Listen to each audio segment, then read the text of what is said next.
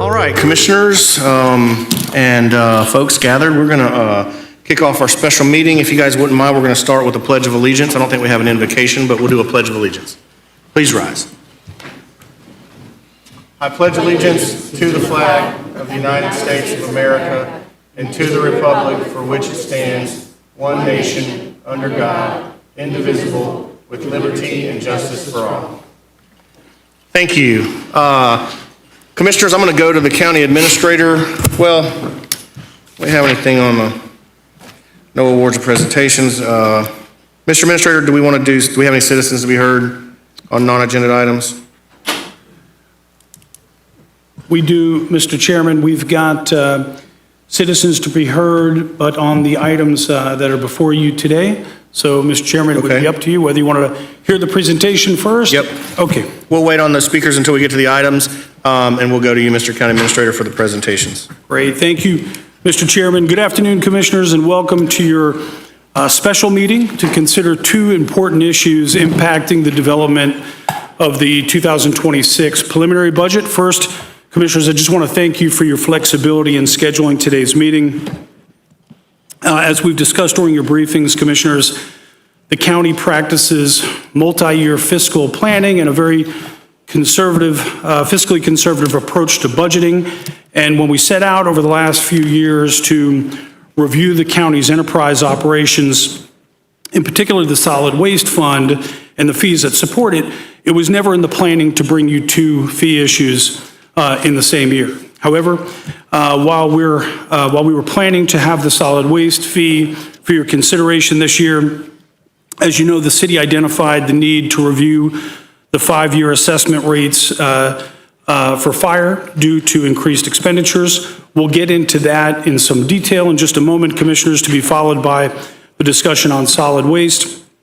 It's important to note, though, Commissioners, at the outset here, that while today's meeting is limited to fire and solid waste assessments, your June 17th workshop will include the full impacts of the legislative session, which is tentatively scheduled to end June 6th. And I know you've all been watching that very closely.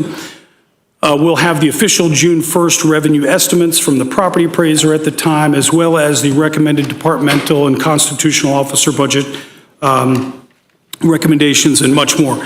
That said, Commissioners, I still want to start off today with a high-level overview of the current economic and legislative climate, because it provides an important context for today's discussions as well. And so briefly, Commissioners, I'll do that here. As you know, Commissioners, each year presents new and unique budget challenges, and this year certainly is no exception as we face an uncertain economic outlook, with national forecasts projecting economic growth to slow, labor shortages in certain industries, and continued price instability of goods and services, which impact the capital budget of the county, as well as inform the budget development process in general. These challenges, Commissioners, are further complicated by the very significant recurring threats from the Florida legislature to impose unfunded mandates, constrain local government property tax revenue, and further restrict the board's home rule authority to realize additional revenues. In addition to that, legislation totaling over $100 million in potential fiscal impacts to the county was filed this year, and that $100 million would have been the impact to Leon County alone, again, based on the aggregate legislation filed. And as I mentioned, that process is still occurring as we speak today.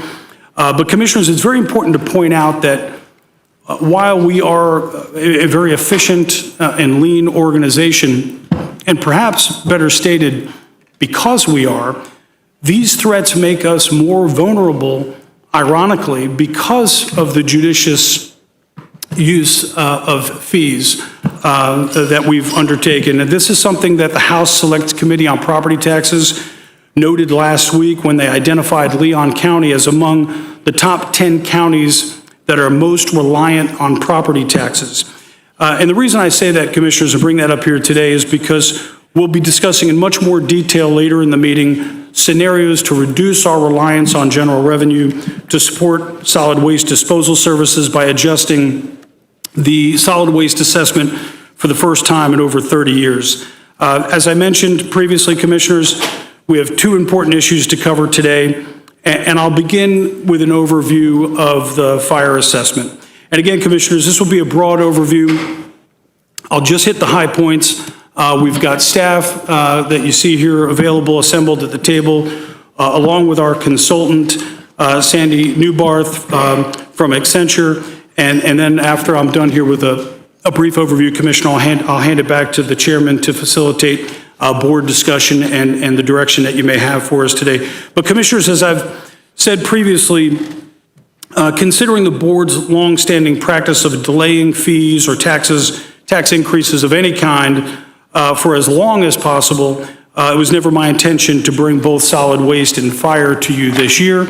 But as you know, the city identified the need to raise the current 5-year fire services fee to pay for increased costs, requiring an increase for the remaining 3 years to pay for these increased costs. As you'll remember, Commissioners, after first learning of this, both the county attorney and I informed you. We met with our city counterparts to ensure that we went through the proper processes and procedures in relation to our interlocal agreement. I want to first give you a high-level overview of the fee, and then we'll dive into the issues.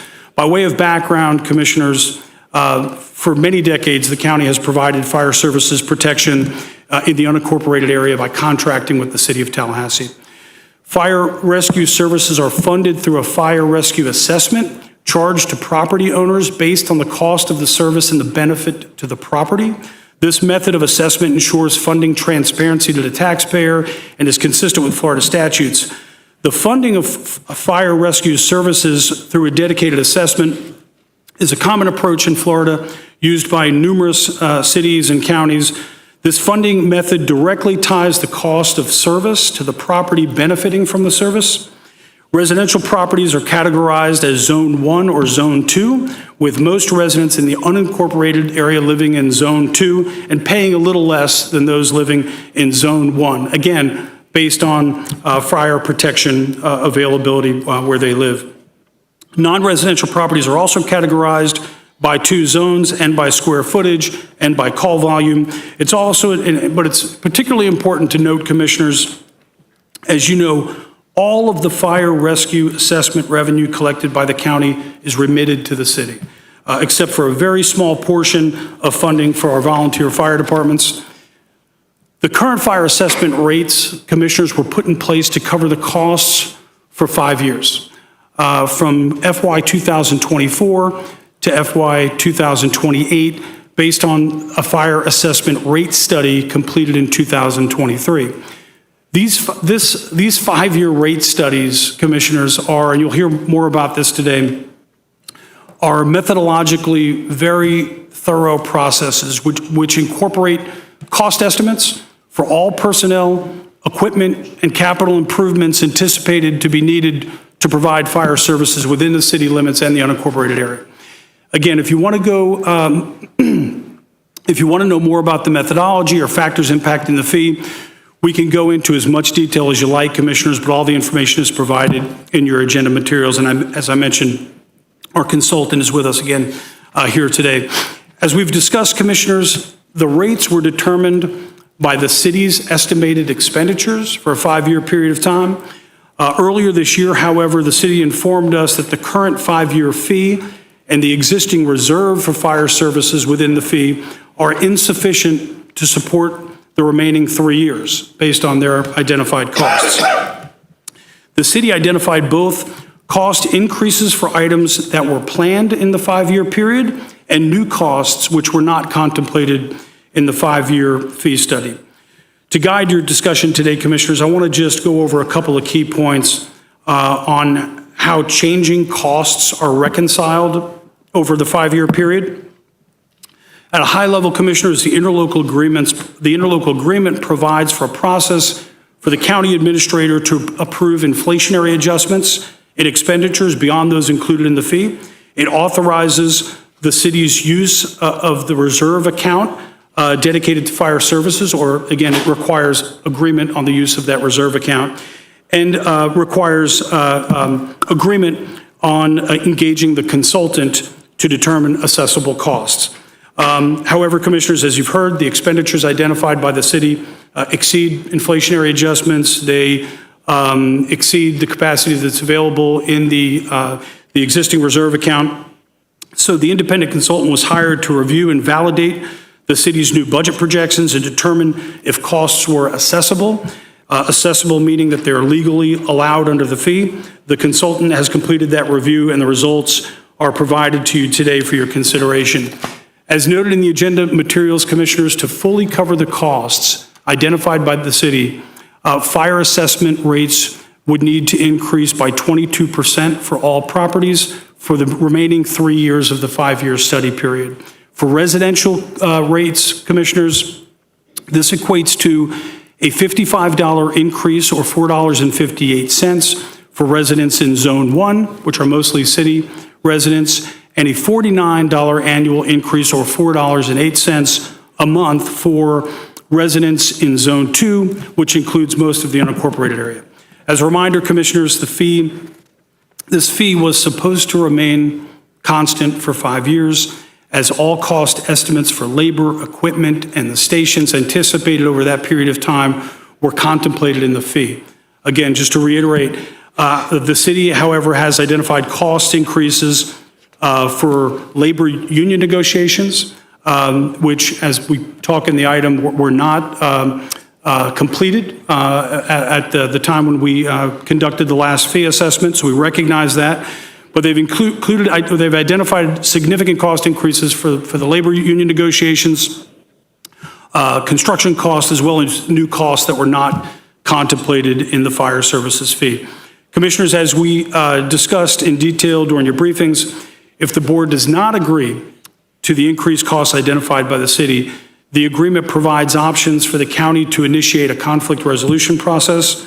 Again, all of the steps and timelines regarding this process are included in your agenda materials. In summary, Commissioners, the interlocal agreement provides that the aggrieved party, in this case the county, to begin that process by offering a good faith resolution, which is provided in your materials, and I'll review in just a moment.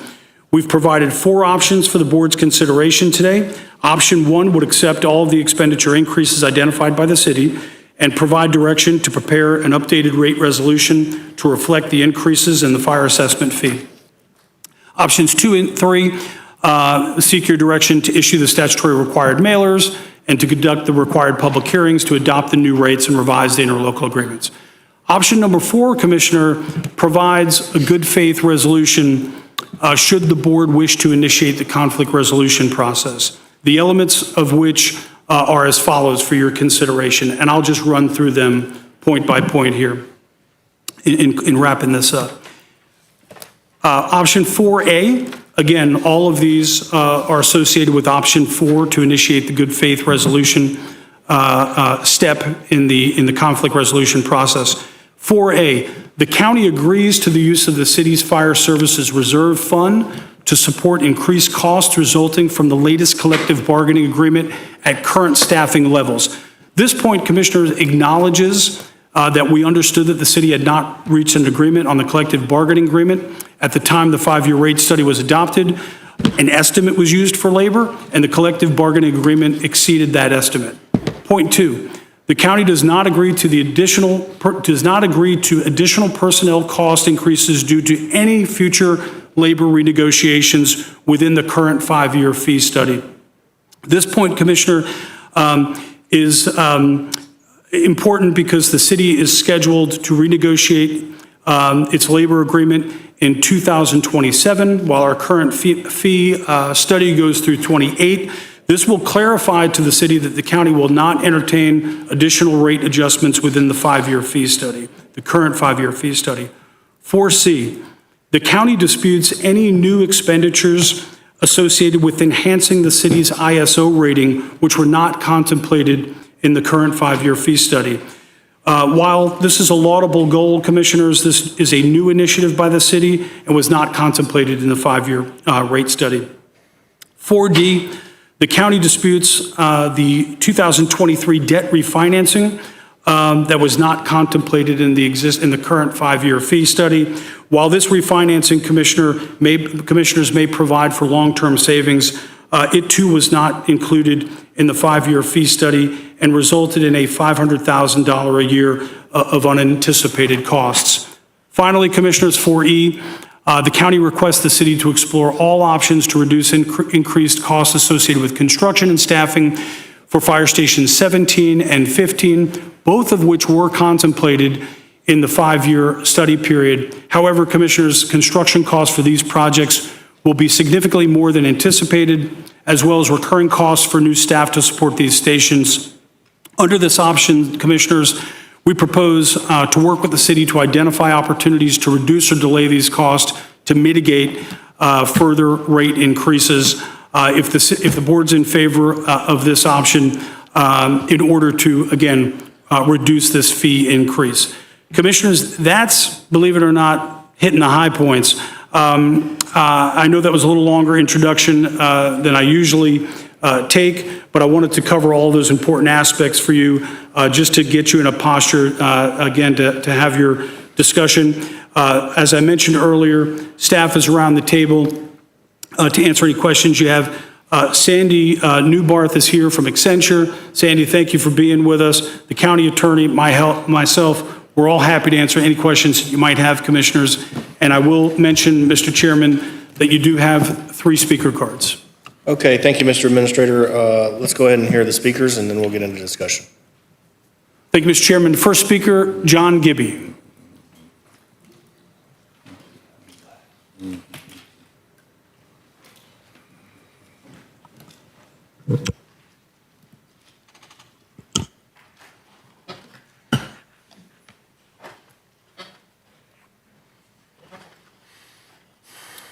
Good afternoon. We have some materials coming out.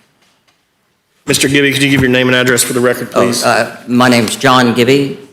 I live at 4887 Gum Road, Tallahassee, Florida. Thank you, sir. You have 3 minutes once that light turns green on you.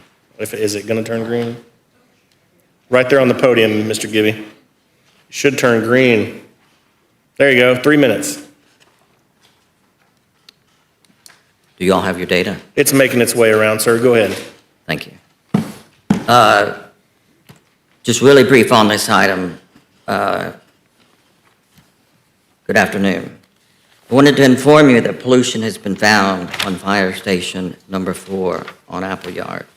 I don't see any mention of this pollution in this cost analysis. Probably not anything we'll really discuss today, but you can see the letter I've given you is notification that DEP has informed somebody at the city of Tallahassee about the pollution.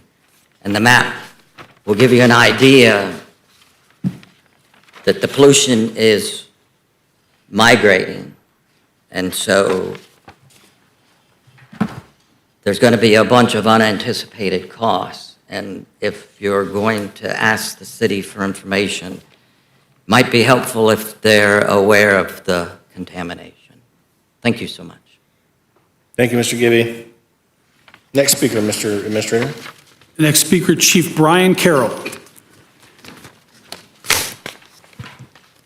Welcome, Chief. Name and address for the record if you can. I don't know if you're... Yeah, 13800 Moccasin Gap, and then our property is 15013 for our fire station. Thank you, sir. You got 3 minutes once that light turns green. Awesome.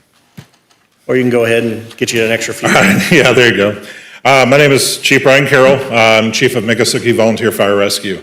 I wanted to start with saying I'm not here to sit there and go, the city doesn't need to pay their firefighters and we don't need to have better fire service within the county. Matter of fact, our department, we worked with Chief Sanders when he took over for the first ISO, and due to us reinstating a 1986 GMC truck that couldn't run, didn't have lights on it, the county ISO came down to 3X. My biggest concern with what I've read over so far, and this is what I want to put in your minds as well, is I did see a lot of the city ISO, they'd like to drop it to a 2.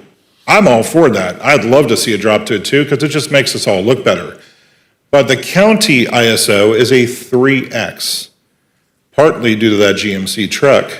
But the biggest thing is, will these fees help the residents of Leon County see a change in the county ISO? So that's the biggest discussion that's kind of been met with some confusion, is how are we bringing the 3X down to either a 3 or a lower score? So I know the VFDs get a portion of this. I also know that the VFD system we could tweak some things about that too to make us more effective. But as you guys look at this budget, I want you guys to think about that. Station 17, how many of the county residents does it impact?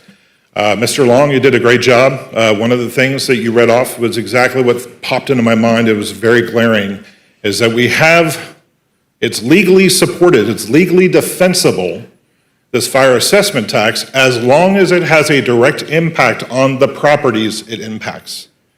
So the question, as you all look around at your districts, is this fire assessment fee going to have an impact? I'm just telling you, being a chief of a VFD, I've already heard so many people complain about the fire service, the first increase. We're about to go for a second one. If I could tell them, hey, we've got some stuff in the plans too to bring down hopefully your county insurance money, I think they're going to be more for it. I'm just wondering if that's really a thought in the discussion. So reading over the materials, that was my question. That's my challenge to you. Our county assessment is 3X. Are we bringing it down? It's not the 3 to 2, but I'm all for that as well. Thank you, guys. Thank you, Chief. Next speaker. Mr. Chairman, that includes your speaker. The final speaker is on the next item on solid waste. Okay, perfect. Commissioners, we're in discussion now on this item. I've got Commissioner Maddox and Commissioner Proctor in the queue. Please get in the queue if you would like to speak on it. We'll start with Commissioner Maddox. Thank you, Mr. Chair. I do have a motion for us, but we're in a regular meeting, which means the motion has to come before discussion. Yes, sir. Mr. Chair, I would ask if I could, because I want to put some narrative around my motion before I make it, and I make a motion that we waive the rules for the purposes of this special meeting. Second. All those in favor of Commissioner Maddox's motion signify by saying aye. Aye. Aye. None opposed. I think it's appropriate. Commissioner Maddox, go ahead. Thank you, Mr. Chair. Commissioners, I'd like to offer a compromise motion to see if we can reconcile our differences with the city prior to us initiating the formal conflict resolution process. By avoiding this process, Commissioners, yes, we will save time, we will save money on mediation and arbitration, but more importantly, I believe that we will avoid unnecessary additional conflict and anguish, not only with our colleagues at the city, but in our community. I don't know about you, but I think our community has had enough and dealing with enough of emotional conflict and enough of the anguish that I'm talking about here. If I've learned anything in my time here, I've learned that that moments like these sometimes call for us to recognize that to fight is our impulse, but it's much better for us to see the bigger picture in what we're trying to do here. Before I make my motion, I would like to state a few things very clearly for the record, and I will be reading these off first. I would like to state that I believe this board is unanimous in our opposition to raising this fee on residents in the middle of our 5-year fee. I don't think any of us disagree that we had an agreement with the city. We full well expected for those 5 years to run out before we had to have this conversation again. So I think we're all in agreement there. I would like to reiterate what you heard today from staff, that every 5 years, the city, the county, and our outside consultant with us here today engages in a highly thorough process to develop the 5-year fee to cover the city's anticipated costs for the next 5 years. Based on this process, the county commission adopted the rate that we have now. We did that almost 20 months ago. We're talking about 5 years. We did it 20 months ago, and we're sitting here having a discussion about increasing our fee. I would like to emphasize for the public that while the county imposes this fee in the incorporated area, except for a very small amount that will go to our VF, our volunteer fire departments, all of the fee proceeds go to the city for fire services. None of it is retained by the county for any reason. I think our volunteer fire department chief had a very important question, and if we're 3X, how does the ISO piece really help us elevate if they're trying to elevate themselves? And I do think that's a good selling point for our folks that maybe if we're considering raising that fee. So thank you so much for sharing that, Chief. I also want to emphasize, and while all of this is true, Commissioners, I think it is important that we acknowledge that something else that is true too. We could all sit up here and make a very impassioned political statement about fighting the fee increase proposed by the city in its entirety. However, we need to acknowledge that doing so does not reflect the increased cost of the city of items contemplated in our 5-year, including the most recent union negotiations with the Firefighters Association that they just finished with, that many of us publicly supported, and the escalating costs of construction and the expansion of 2 fire stations. For these reasons, I am making a motion that we approve options 1 through 3 as amended, to impose and collect the fire services assessment rate increase based on the additional costs identified by the city, excluding all costs related to the ISO ratings, as I believe the volunteer chief spoke about it. That rating is something that we agree with, 1, and 2, we don't know how it would affect our county residents. Again, the initiative was not completed in the development of the 5-year fee that we're talking about, that we just approved. And this would result in an $8.5 million reduction from the requested increase over the next 3 years, providing at least $10 savings to propose $50 increase to cover all of the city's identified increased costs. In further good faith, this motion is also authorizes the use of the Fire Services Reserves Fund to support the increased cost in FY 2025. However, this motion explicitly prohibits any additional increases to the fire services assessment and fees within the current 5-year study period, and directs the county attorney codify this as an amendment to the agreement.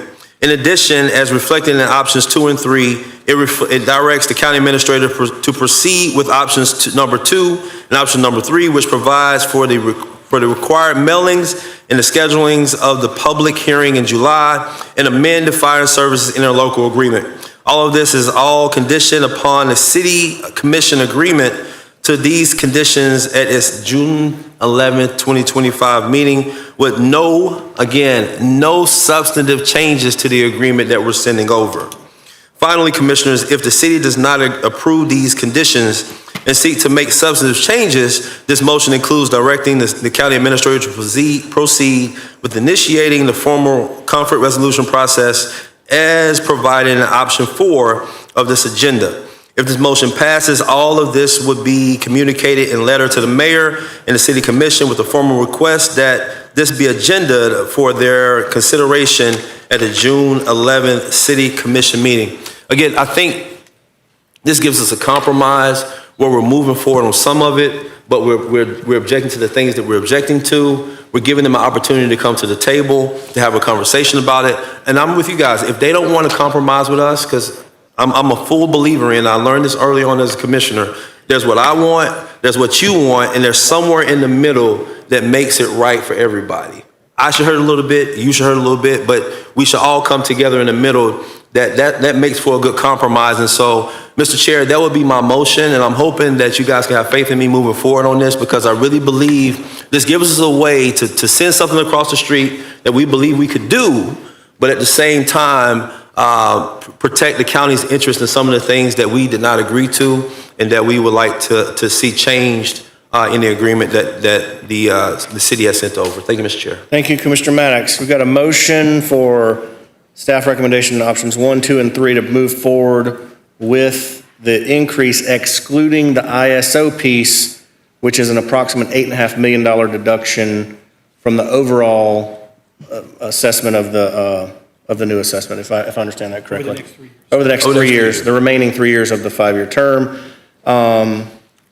Do we Mr. have? Chair, also in that motion, don't forget the codifying the amendment with the county attorney that there will be no more increases in the next 5 years, For the And remaining 3 years. yeah, the remaining 3 years that we have, and the piece that talks about authorizing the fire services reserve fund to be used to increase costs in 2025. Gotcha. Mr. Chairman, I'll second the motion for purposes of discussion. Okay, perfect. We are in a discussion posture. We've got a motion from Commissioner Maddox and a second from Commissioner Minor. Commissioner Proctor, are you still in the queue? Yes, sir. Yes, sir, you are up. Thank you, Mr. Chairman. Commissioners, I don't know why we came here. It's a waste of time. If Commissioner Maddox's motion carries forward, we shouldn't have even been here. We could have just bowed down at the mercy seat and genuflect to the city. But what brings us here today is option 4. So what 1, 2, and 3 is asking, just kiss the ring of the city, or if we have any objections to that, which is 1, 2, and 3 package. And if we have any objections to just carte blanche, laying down, kissing the city's ring, then if we want our staff to stand up to the city's rolling over us, then we might consider option 4. I'm with option 4, and I wouldn't even come down here if I thought 1, 2, and 3 would just bow down and do what Commissioner Maddox is talking about. First of all, I've got problems. The city has been transferring the county. What is the county's take on fire services fee? What amount have we been taking up in the last iteration of our taxing the unincorporated area for fire service fee?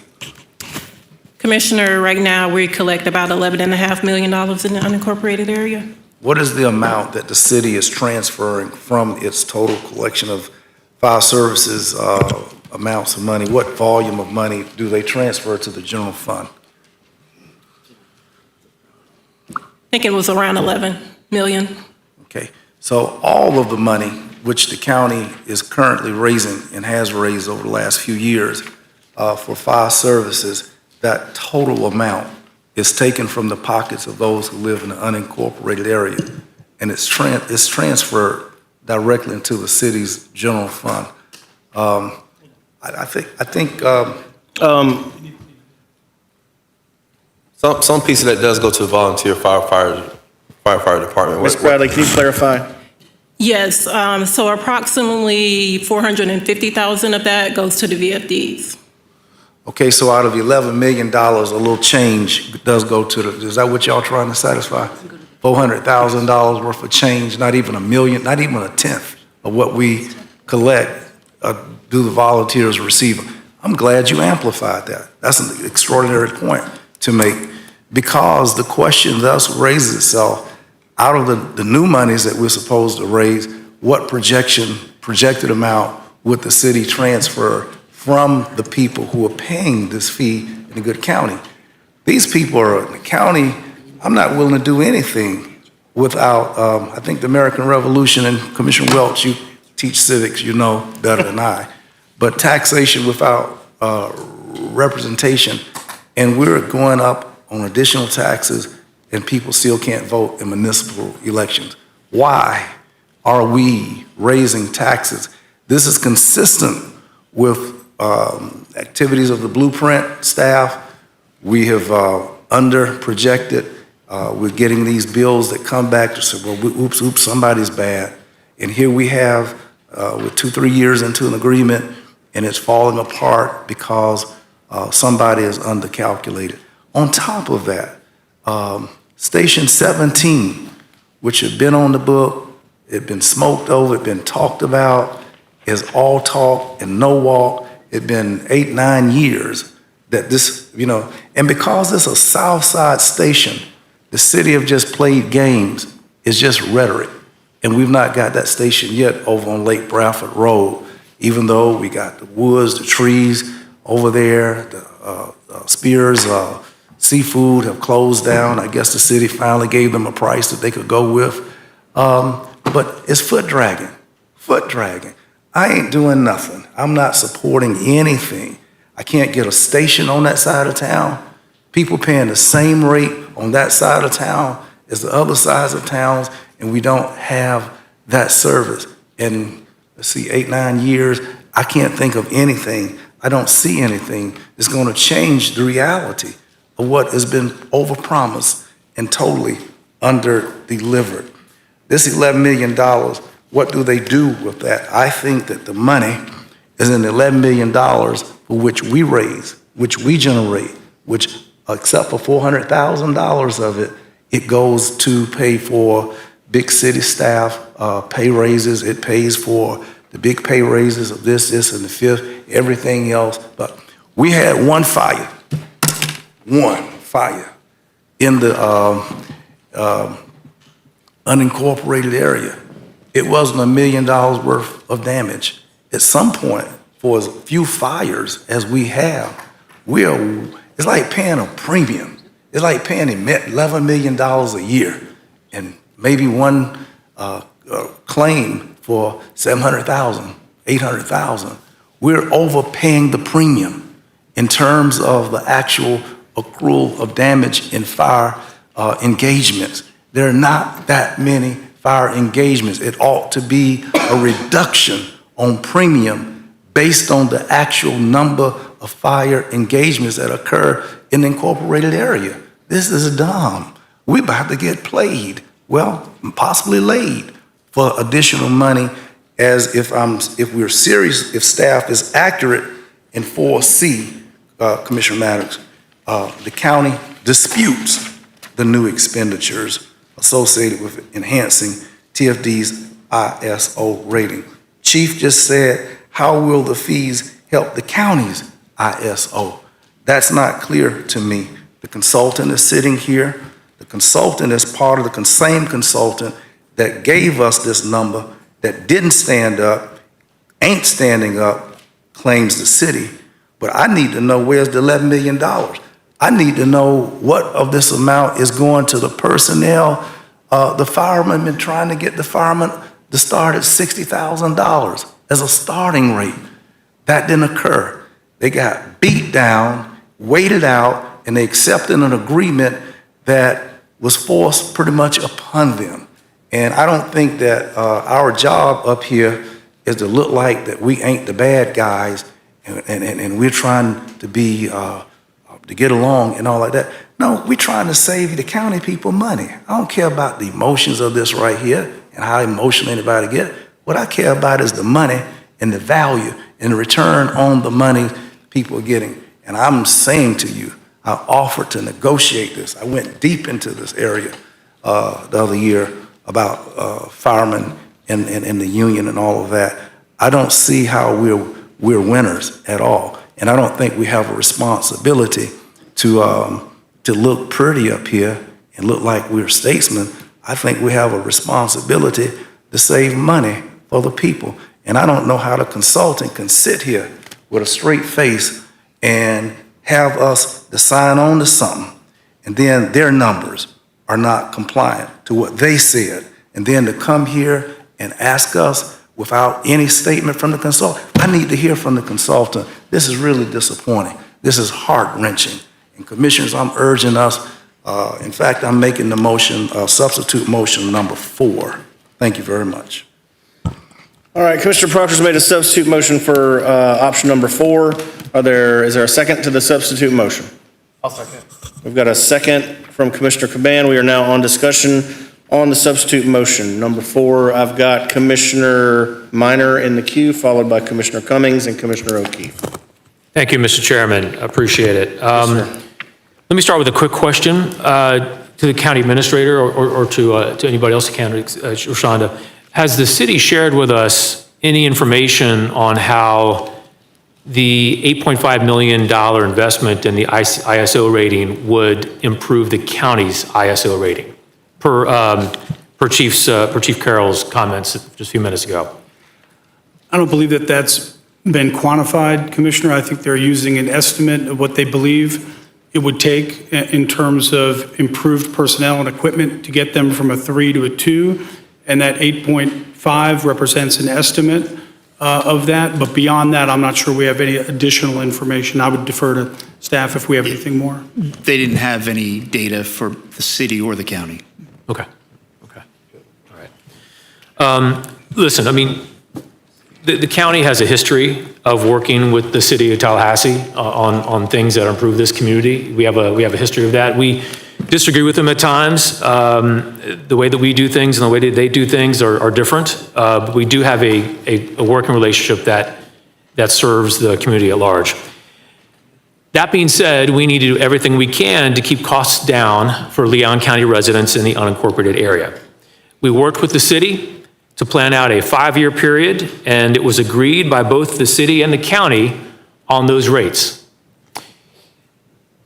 That being said, some unexpected increases are understandable, like the collective bargaining agreement. Some of those things are understandable, but others weren't required. Some of those were not required for the operation of the fire department during the 5-year period. And the ISO rating is the best example of that. The city, shortly after we had the 5-year agreement approved by both the city and the county, the city basically then raised the ISO rating investment and decided to spend the $8.5 million. Now, I understand the need for it. If you improve the ISO rating, you have better service to the neighborhoods. And the idea is that could reduce insurance premiums. But here's the problem. There's no guarantee that the city's investment toward ISO rating 2 is going to lead to ISO rating 2. They have to invite ISO to come audit the fire department, and then ISO determines whether or not that investment is worthy of rating 2. So that's a problem. We know what the cost is, $8.5 million, but we don't know what the benefit is to ratepayers. We don't know what the benefit is to ratepayers in the unincorporated area. And also, we don't know how much that benefit would be. The city has not yet been able to provide us an estimate on how much those insurance premiums would decrease in the unincorporated area. So again, we're being asked to pay a cost, but we don't know what the benefit is. And then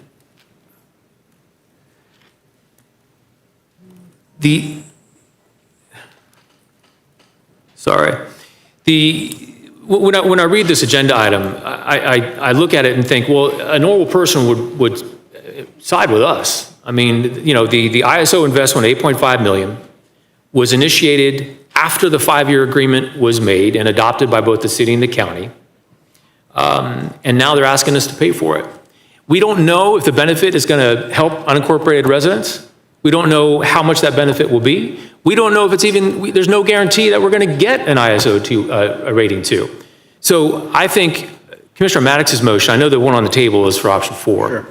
But I support the original motion on the table because of the items here. Some of them are, these are unexpected expenses. Commissioner Proctor and I, we supported the firefighters having a collective bargaining agreement that was a resolution, and that came to pass. I think I think many of us agreed with that. But there are some pieces in here, ISO being the number one, that is not required for the safe operation of the fire department over the 5-year period. And so I think it stands to reason that, in mitigation, hopefully, the mitigator would basically view that as something that would be favorable to us. Now, there's no guarantee on what mitigation is going to result from. People that preside over these mitigation processes are like judges, right? You can't predict exactly what's going to happen. But I think it makes sense. I'm going to oppose the substitute motion on the floor. I'm going to support Commissioner Maddox's original motion when we come back to that, assuming we can, because I think we've got to stand up for the unincorporated residents of Leon County and make sure that this cost is something that should have been brought up either at the beginning of this 5-year cycle or held until we renegotiate in fiscal year 28 for the next 5-year cycle. To go midstream and try to impose this cost on us without knowing the benefits to the unincorporated residents of Leon County, I think doesn't hold water. Thank you, Mr. Chairman. Commissioner Minor, if I could for a second, just to get some clarity for discussion's sake, the option on the table would have mediation. the option that Commissioner Maddox had would not have mediation. So- That's not correct? Yeah, my understanding is that the proposal from Commissioner Maddox offers the city to accept our terms, which is options 1, 2, and 3, excluding the ISO rating investment. If I might explain, Mr. Chair? I'm a little confused, yeah. Yeah, the ISO piece is what Commissioner Miners talked about, as Commissioner Pratt talked about, it's what our volunteer chief has talked about. That's the piece that we are saying that we want that piece out. And that's the 8.5 million that I'm saying that we I understand that, but Madam County Attorney. If they do not agree to that, if they Then we do revert not before? agree to any terms that we send over, we go to mediation. Okay, I got you. Does that make sense? Okay. And that's my understanding, too. Okay, Mr. perfect. Chairman. Thank you. Sorry for the misunderstanding. Commissioner Cummings, you are in the queue. Thank you, Mr. Chair. Yes, ma'am. I appreciate the discussion from the commissioners. I certainly appreciate the overview and the analysis that staff has prepared, as well as the county administrator's emphasis from a high point. But getting back to the ISO, based on the analysis with the proposal that has been sent to us by the city staff, there was an estimation that each property owner would experience an increase of about $40 per month? $4 per month, $4 per month, $55 per year, right? So if we take that ISO piece out, what are we talking about? Do we know what those numbers would look like? Yes, ma'am, Commissioners. Instead of a $49 increase for Zone 2, it would be $38. So we're looking at about a $10 difference between the two. So it's about a $38 increase. And then based on, well, really, the substitute motion and Commissioner Maddox's motion both incorporate option number 4, which is the mediation piece of it. If the county, under Commissioner Maddox's proposal, if the city doesn't accept the county's counter, then we move into mediation, which is really not a given. But, Mr. Chair, if I can ask the county attorney about that particular process, if we were forced to or chose to go that conflict resolution route, from the county standpoint, what would be the cause of action? I mean, is our cause of action breach of contract? They are doing something that exceeds the scope of the agreement? What would be our cause of action before the mediator, the arbitrator? Yes, ma'am. Mr. Chairman, thank you. It's not a cause of action per se. This is just a contractual dispute resolution process because we're both parties to the agreement. We have a dispute. They want to increase the rates by a certain amount. If the county commission does not agree, no increase can be unilateral. Both parties have to agree. So that would initiate the dispute resolution process, which includes, but is not necessarily limited to mediation. It's staff level, then county administrator, city manager level, then mediation, and if you reach impasse in mediation, it goes to binding arbitration. Okay, so the underlying theme appears to be breach of contract then, so to speak. I mean, we've got a person who is the mediator. So in presenting our case to the mediator, what is the standard of proof from the county standpoint so that the arbitrator, the mediator, can make a decision? Well, there's no breach at this point. There's just a disagreement about what is the appropriate amount, if any, to increase the rates. Right. And so that would be the scope of any negotiations and non-binding mediation to try to get the parties to agree. And if that doesn't happen, the city lays out its case for the arbitrator, the county lays out its case for the arbitrator, and the arbitrator issues a determination and an award. There's no breach per se. It's just literally a dispute about rates. That's Okay. it. So let me ask you this. So we're moving beyond the breach, but if we're in arbitration, we've got an arbitrator, and the county has to set forth its best foot, its position, the city has to do the same. So my question is, what's the standard that we as the county has to present? And let me say this, from what I can see based on what I've read in the consultant's report, the city has the consultant's report, which has basically gone through all the various costs and has included all of those costs, ISO costs, increase in personnel, fire station 17, 15, renovation, maintenance, the whole 9 yards.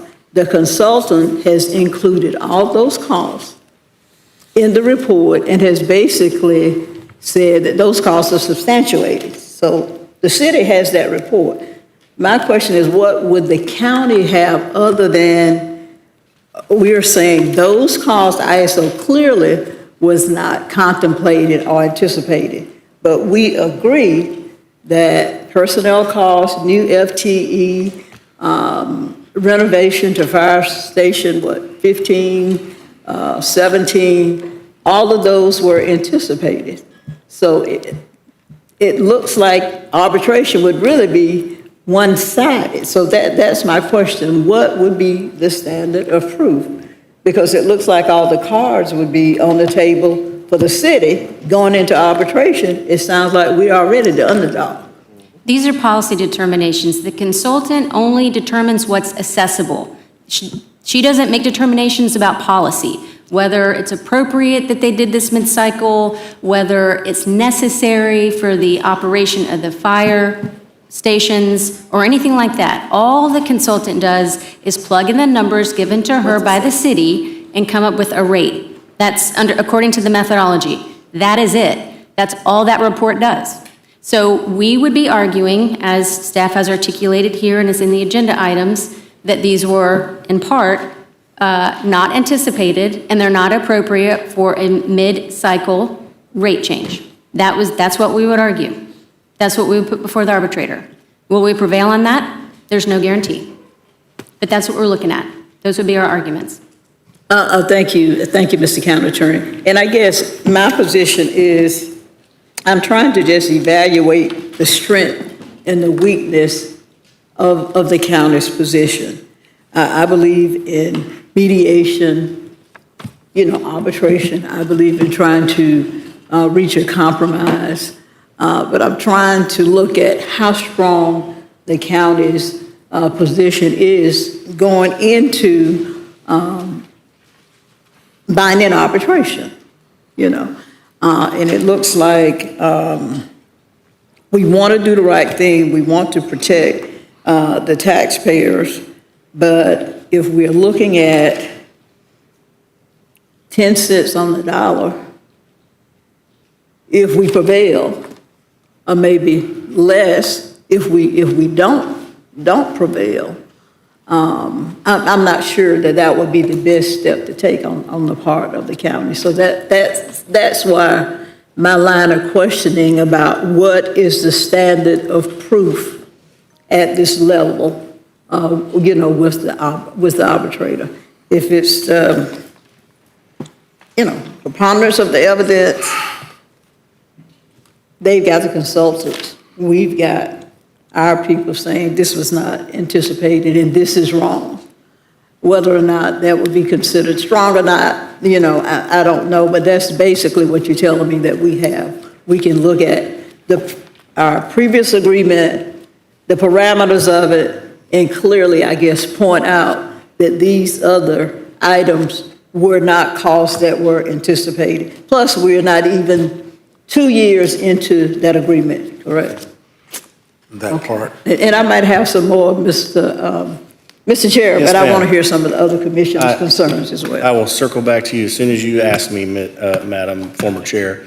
All right, Commissioner Maddox, you are next, but if you don't mind, I'd like to hear from Commissioner O'Keefe, Commissioner Caban, then we'll come back to you and give them a bite at it.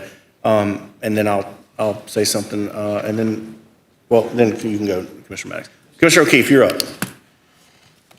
Thank you, Mr. Chair. Yes, sir. I have some questions, and you can direct them as you see appropriate. Can someone tell me, does initiating the dispute resolution process prevent us from continuing to cooperate and try to negotiate with the city? Or is it, is it just a structure and timeline to resolve the disagreements? Mr. Chairman? Yes, ma'am, you go free. No, that process is all about negotiating and trying to reach a mutually acceptable resolution. To one quick thing that, however, if you do trigger the conflict resolution process today, that has very specific timelines and steps in the process that we will follow at that point. Now, those are time limits, so that means it limits how long this takes. If we were to not enter this process and just try to negotiate outside of it, is there any time limit? Go ahead. No, but realistically, Yes. we have the issue of we use the uniform method of collection to collect the assessments. So we have to have a public hearing no later than September 15th and adopt a rate to put on everyone's tax bill for the upcoming fiscal year. But that's not a legal obligation on their part. Correct. Gotcha. And because that's my concern, is if we don't start the agreed upon process that we signed on to in this agreement, then we just start delaying and delaying, delaying. And I trust staff has already been working with the city staff throughout this whole process to try to get towards an agreed amount that we just haven't gotten there yet. And then if for process, if Commissioner Maddox's motion were to go, where we ask you to work with the city, but we don't tell you to trigger the dispute resolution process now, if negotiation fails, would you already have our approval to go into dispute resolution, or would you have to come back for a vote? Go ahead.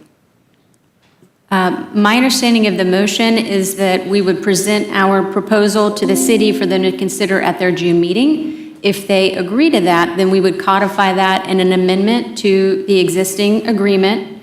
If they do not agree to that in all substantive respects, it automatically then triggers the dispute resolution process. Okay. Is that correct? Yes. Okay. And if we enter the dispute process today, could they still choose on their meeting to accept what we're proposing? Yeah, I mean, it would come back to this board for consideration, and if it was timely, at the June meeting. Okay. However, if I could just add to that, Sure. Commissioner, that, however, it wouldn't be formally presented to them for their consideration. But they have the internet and the news, and we're in contact. That's true, but it would not be formally presented to them because we would be engaged in the process. Okay. All right, talking about sending notices. So can you just confirm what you kind of already said, but so we have it clear? If we were to vote to send notices of an increase today, that doesn't actually adopt the increase, correct? Yes, ma'am, you can speak freely. No, it does not. The board has to hold a public hearing, but what we would have to include in those notices is a proposed amount to be to charge, and we could not exceed that amount at the public hearing. You can always lower it, but then you can't increase it over what you put in the notice. So we could lower it. At the public hearing, yes, you could. Okay. Over what you put in the notice, that's correct. Okay. Back to the increases, so it's my understanding, you correct me if I'm wrong, that none of these increases that are being requested were contemplated in 2023. And my question is, what made these costs unforeseeable 2 years ago? We're talking about staff increase, construction costs. It's surprising these are, what makes these unforeseeable that we have a surprise? I could give it a shot, Mr. Chairman. I think, Commissioner, one of the things that we acknowledge is that the city was not completed with their collective bargaining agreement during the development of the 5-year phase. We acknowledge that they weren't done. We utilized a cost estimate, as I said, for that, and we've indicated here the extent to which that cost estimate was under relative to the finalization of their collective bargaining agreement. Other things that were not known would include the construction costs at the time. Again, we utilized an estimate from '23. Again, I'm not going to put a value statement on that, but it's, again, those were estimates that we utilized in '23. And the city has identified increased cost estimates based on construction documents with respect to Station 17, which they now have, and they do not have on 15 yet. So that's still an unknown number. And then, as we've mentioned, Commissioner, new costs that were not contemplated in the agreement, which include ISO and the debt refinancing. Those were new costs, so those were not known to us or to the consultant in the development of the current 5-year fee. Gotcha. Now, the construction costs, they're doubled, right?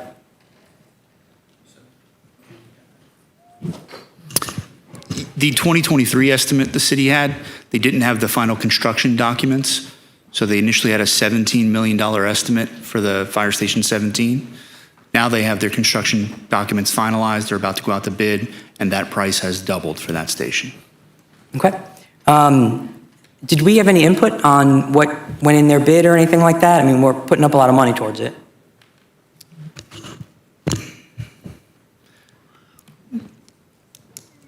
We discussed opportunities to delay, Gotcha. but the city is ready to move forward, at least with 17 at this point. 15 appears to be about a year away, if not more. Okay.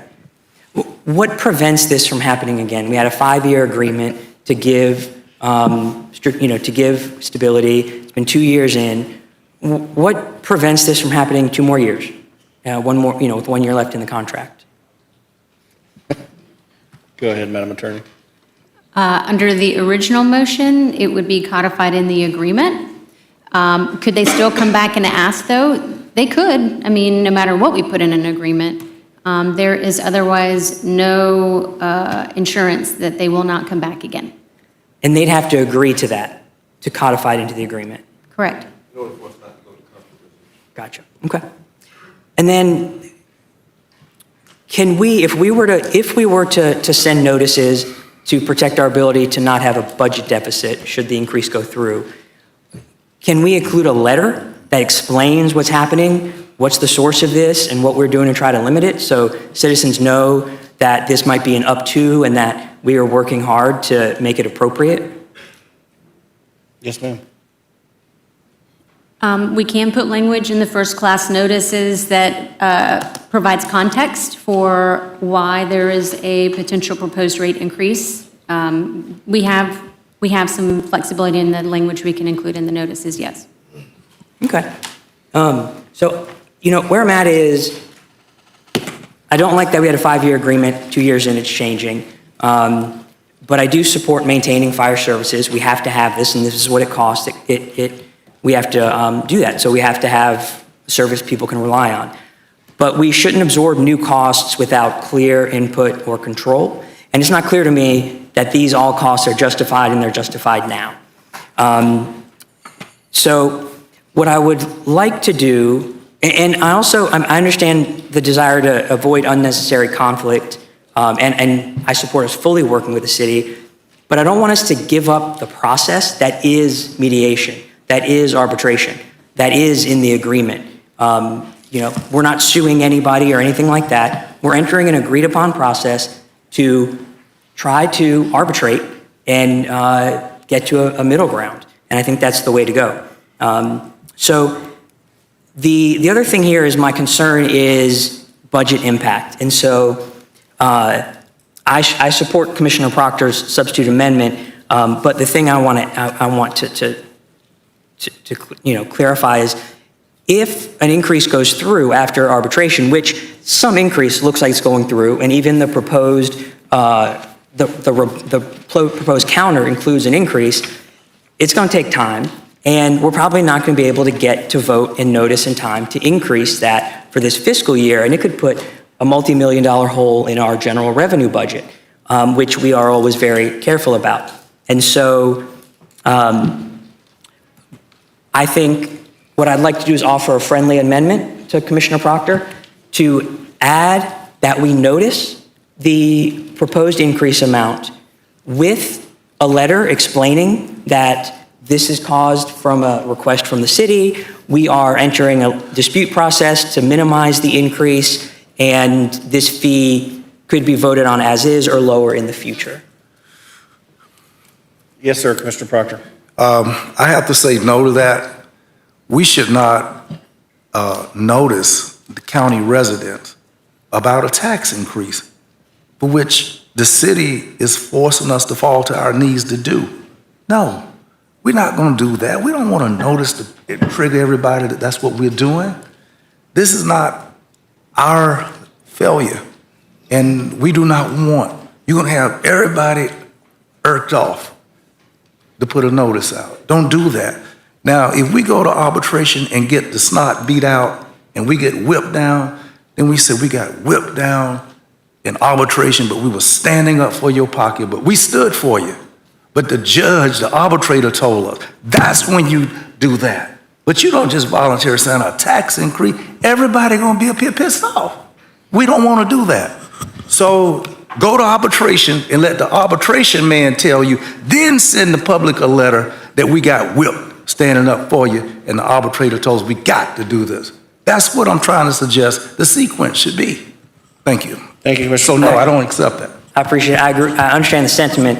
My issue here is we already, even in that motion and going to arbitration, we're already conceding an increase. So we know there's going to be an increase. The issue is whether it's $35, $39 instead of, or $30 instead of $40 or $50. So I don't think it's responsible to not do what we need to do to cover even the increase we are conceding to and saying we found reasonable.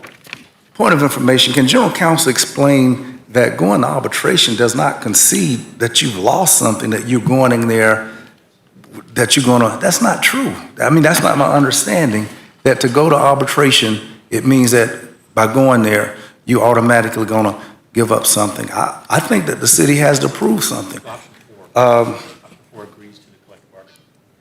Yeah, I get that, but I don't mean before you get in the It says door, using you're gonna do reserve something. funds. For the first year, yeah. You know, it doesn't, it's not a loss Madam Attorney, on our part. can you intervene here?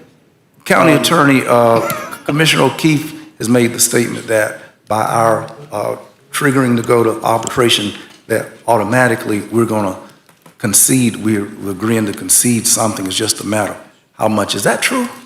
So the nuance here is that if we concede that the cost associated with the renegotiated or new union agreements is permissible, the reserve fund doesn't get us through the entire 5-year period. It would get us through this year because they already have a deficit for those costs. It will get you through fiscal year 2026. You would still have to have some increase in the rates in years 2027 and 2028 just to cover that portion of the cost. So, Mr. Chairman, I'm just trying to say here that we should not trigger to the county citizens a letter of increase.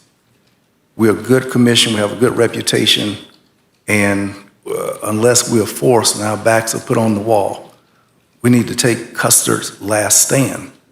And when we send a triggering letter, because folk don't really get it that much, county over there going up on the tax, the city is not going to take any loss. It's us who got to go and look bad and stupid like we don't know what we're doing. Then we have the consultant who has immunity.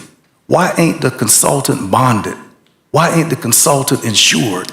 Why does this fall on the poor little county and the consultant gets away scot-free? And the first thing here tells us,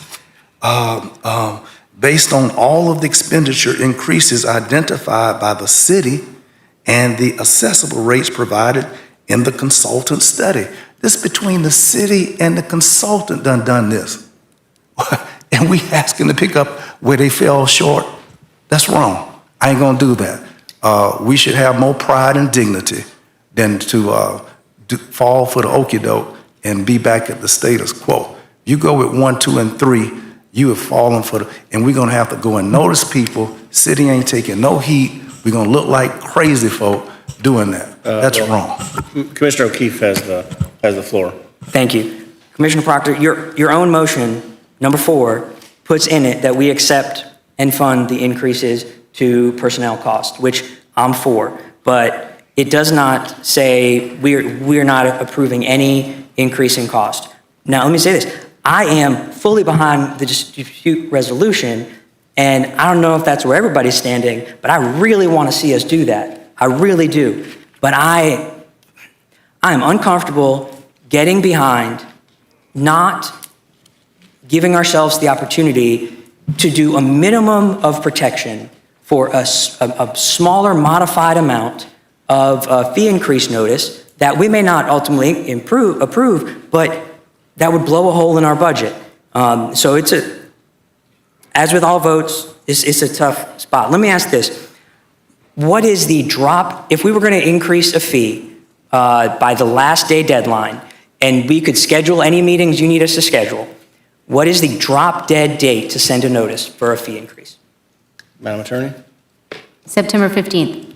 Oh, okay. Oh, wait, to send a notice? We have to hold the public hearing by September 15th, so the notices would have to go out like at least 20 days before that. So Is this you're a looking trim at- notice you're talking about? Is this a trim What kind of notice you don't notice? want to put out? This is. Special notice. This is Commissioner a- Proctor, let the county attorney answer, please. This is a mailed first-class notice letter that goes out to everybody when you increase rates. We would have to do that for a smaller portion this year anyway, because there are some properties that are coming online for the first time. Right. And so we have to provide notice to the first-time properties that will be assessed. So like late August, it sounds like. Is there any, I also don't want to scare people, but like I said, I don't want to blow in a hole in our budget, and I know we need to fight to make sure we only do pass on costs we have to. Is there any, what's the possibility that we could have a resolution through the process in time to know what an increase would need to be for an August 15th event? Or an August 15th notice to a September meeting? Or we have a September meeting, don't we? We do. Before that deadline? No, it's after the deadline. After, okay. So you could try to accelerate it and get through mediation prior to July 22nd, which I've been told is the last drop dead date. We could send that 20-day mailed notice before we would, August 22nd, before we would have to hold the public hearing on the very last day we can possibly do that, which is September 15th. Would you get all the way through and through binding arbitration? No, you would not. Commissioner Maddox? Why are we talking about sending out notices right now? When will we have to, we wouldn't have to send out notices until we approve a fee, correct? So this comes down to, if you are going to move to increase the rate for fiscal year 2026 above what is currently being charged, you will have to provide the first-class mail notice to everybody. Okay, one more question before there is no way that in any kind of contemplation that there's no increase. There's going to be an increase, which means that eventually we're going to have to send out a letter, correct? It's a question of when potentially. Right. It could be this year, or it could be 2027, but Okay, yes. in the motion that I placed forward, what I said that we would use reserves to cover 2025, when will we have to send out an increase notice? If everything's agreed to. So if you're just approving the union agreement costs and nothing more, staff has determined, and I'll let them talk and validate, that the reserve fund money would cover through fiscal year 2026. Right. So you would still need to be coming back next year to adopt a rate increase to cover years 2027 and 2028. So that notice wouldn't go out until next year. Well, Commissioner. Yes, ma'am.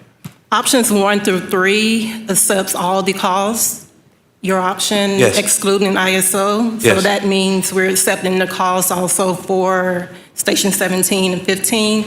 The reserves do not cover, are not sufficient to cover those increases, so we would still have to increase in 20. Again, as we mentioned before, your cost, in excluding the ISO increased cost, would take the increase down approximately $10 a month.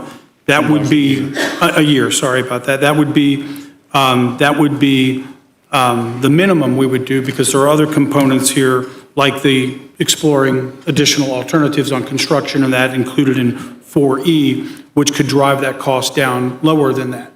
But again, I'm sorry, your motion was just to, sorry about that, your motion was just to exclude the ISO rating, which my again final- would bring it down approximately $10 a month. My final question, I think is getting to what David is talking about, is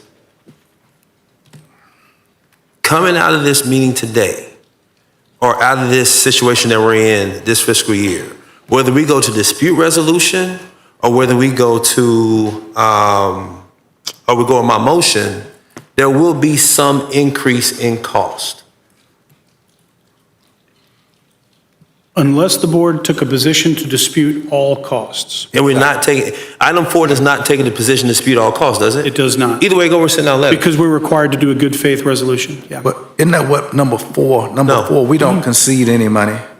What option 4 does, let me be clear about this, consistent with the interlocal agreement, the interlocal agreement requires the aggrieved party, which would be us, to put forward a good faith resolution to the issue. So part of our good faith resolution there in 4A through E would be to accept certain things and dispute certain things. Either way And go, to be again- an increase. Yes. Yes. Either way go, there's an increase. You still need to put up a fight and not lay down, and 4 gives you more of that fighting chance. And Mr. Chairman, if I may. Commissioner Proctor, can we get back on track? I'm sorry, I just want to clarify. No, that's Okay, the one got you off the track. I've been with I you the know, whole but way. now we're going further off track, and Commissioner Caban still has to talk. Yep. And Commissioner O'Keefe still is trying to make a point. So I think we've clarified that your motion Trying to would keep us concede those on the costs. track. Yep. And also put up a fight. So Commissioner O'Keefe, please go ahead. Sure, I'll close with this. I think we got out everything I was trying to get out. To clarify, the substitute motion does increase expenses to some extent that if we wanted to cover, we'd have to increase. And I think it's not responsible fiscally to not be prepared to cover those costs and to eat the budget. I mean, to eat it in the budget, whatever that may be. But he's absolutely right.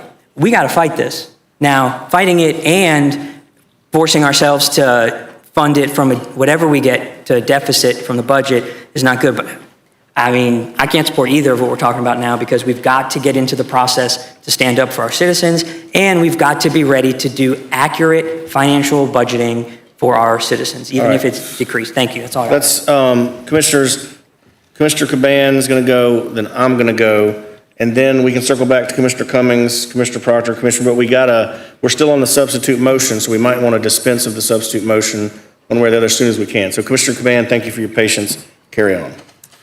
Thank you, Mr. Chair. Good afternoon, Commissioners. I appreciate so far the dialogue and conversations. In regards to the initial motion, the substitute motion, Commissioner Maddox, I appreciate, the spirit of collegiality and, where you're trying to go and kind of push the ball forward. And Commissioner Proctor, I also appreciate, the fire and you always wanting to stand up for, our South Side and Southwest residents of Leon County. This whole entire situation that we're in, it doesn't feel right, and it doesn't really sit right with me. And particularly because we had an agreement with the city that both bodies signed. It was a 5-year agreement. And we don't manage the fire department. So it's not really our place to get in the weeds and critique how they operate. However, how they are operating has put us in a financial deficit, which is forced them to come to us and put us in this predicament. And I want to be clear, this is a fire services fee, but what we're talking about is a tax increase. Exactly. And it's a tax increase for our neighbors in the unincorporated Leon County who cannot vote for city elected officials. And this bothers me because we don't have any leverage in this situation. This is no different than the sewage and utilities, in which we've granted the city of Tallahassee exclusive franchise agreements for the unincorporated Leon County, where they can charge up to 50% surcharge on our unincorporated Leon County residents. And I don't like this. It's frustrating, and it's not in the best interest of our residents in Leon County. I do have a couple questions that I would like to ask Mr. County Administrator, staff. Actually, it's just one question, maybe two. The new fire stations that are being built, who will own those fire stations? City of Tallahassee. Okay. Is it the fire department or the city of Tallahassee? City of Tallahassee. Okay. So we are taking Leon County unincorporated area fees, and we're passing it to the city of Tallahassee to pay for a city of Tallahassee asset. So we're taking folks who choose to live in unincorporated Leon County, who choose to not pay municipal taxes, to pay for a city of Tallahassee asset. That we are essentially going to go lease back from them for services. I don't like this entire structure, and I don't think that this is in the best interest for residents in Leon County. However, I do have a proposal that I believe could put us in a position where there's no fee or no increase. What is something that we all share in common with the city of Tallahassee and Leon County? It's our 1% sales tax. Why are we not asking, or why are we not discussing taking these two proposed fire stations and paying for them through the Blueprint Intergovernmental Agency? What we're talking about, that is our biggest line item from what I see on the next 3 years on the fire services fee or on our agreement. You know, we collectively as a board, and Commissioner Maddox, I think what we should do is include in our proposal, like we're half of the Intergovernmental Agency Board right here.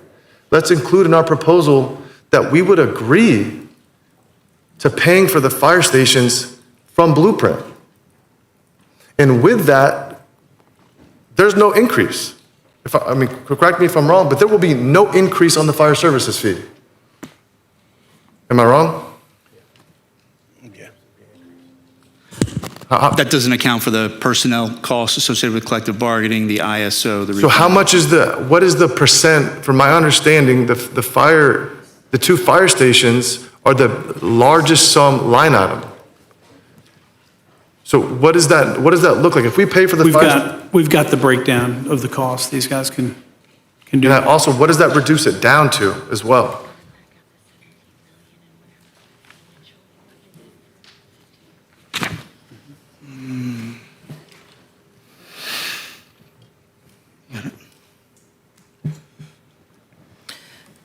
So according to the city's latest documents, there's an additional $17 million for fire station number 17, which is bringing that total to $34 million to fully construct and staff and equipment for that station.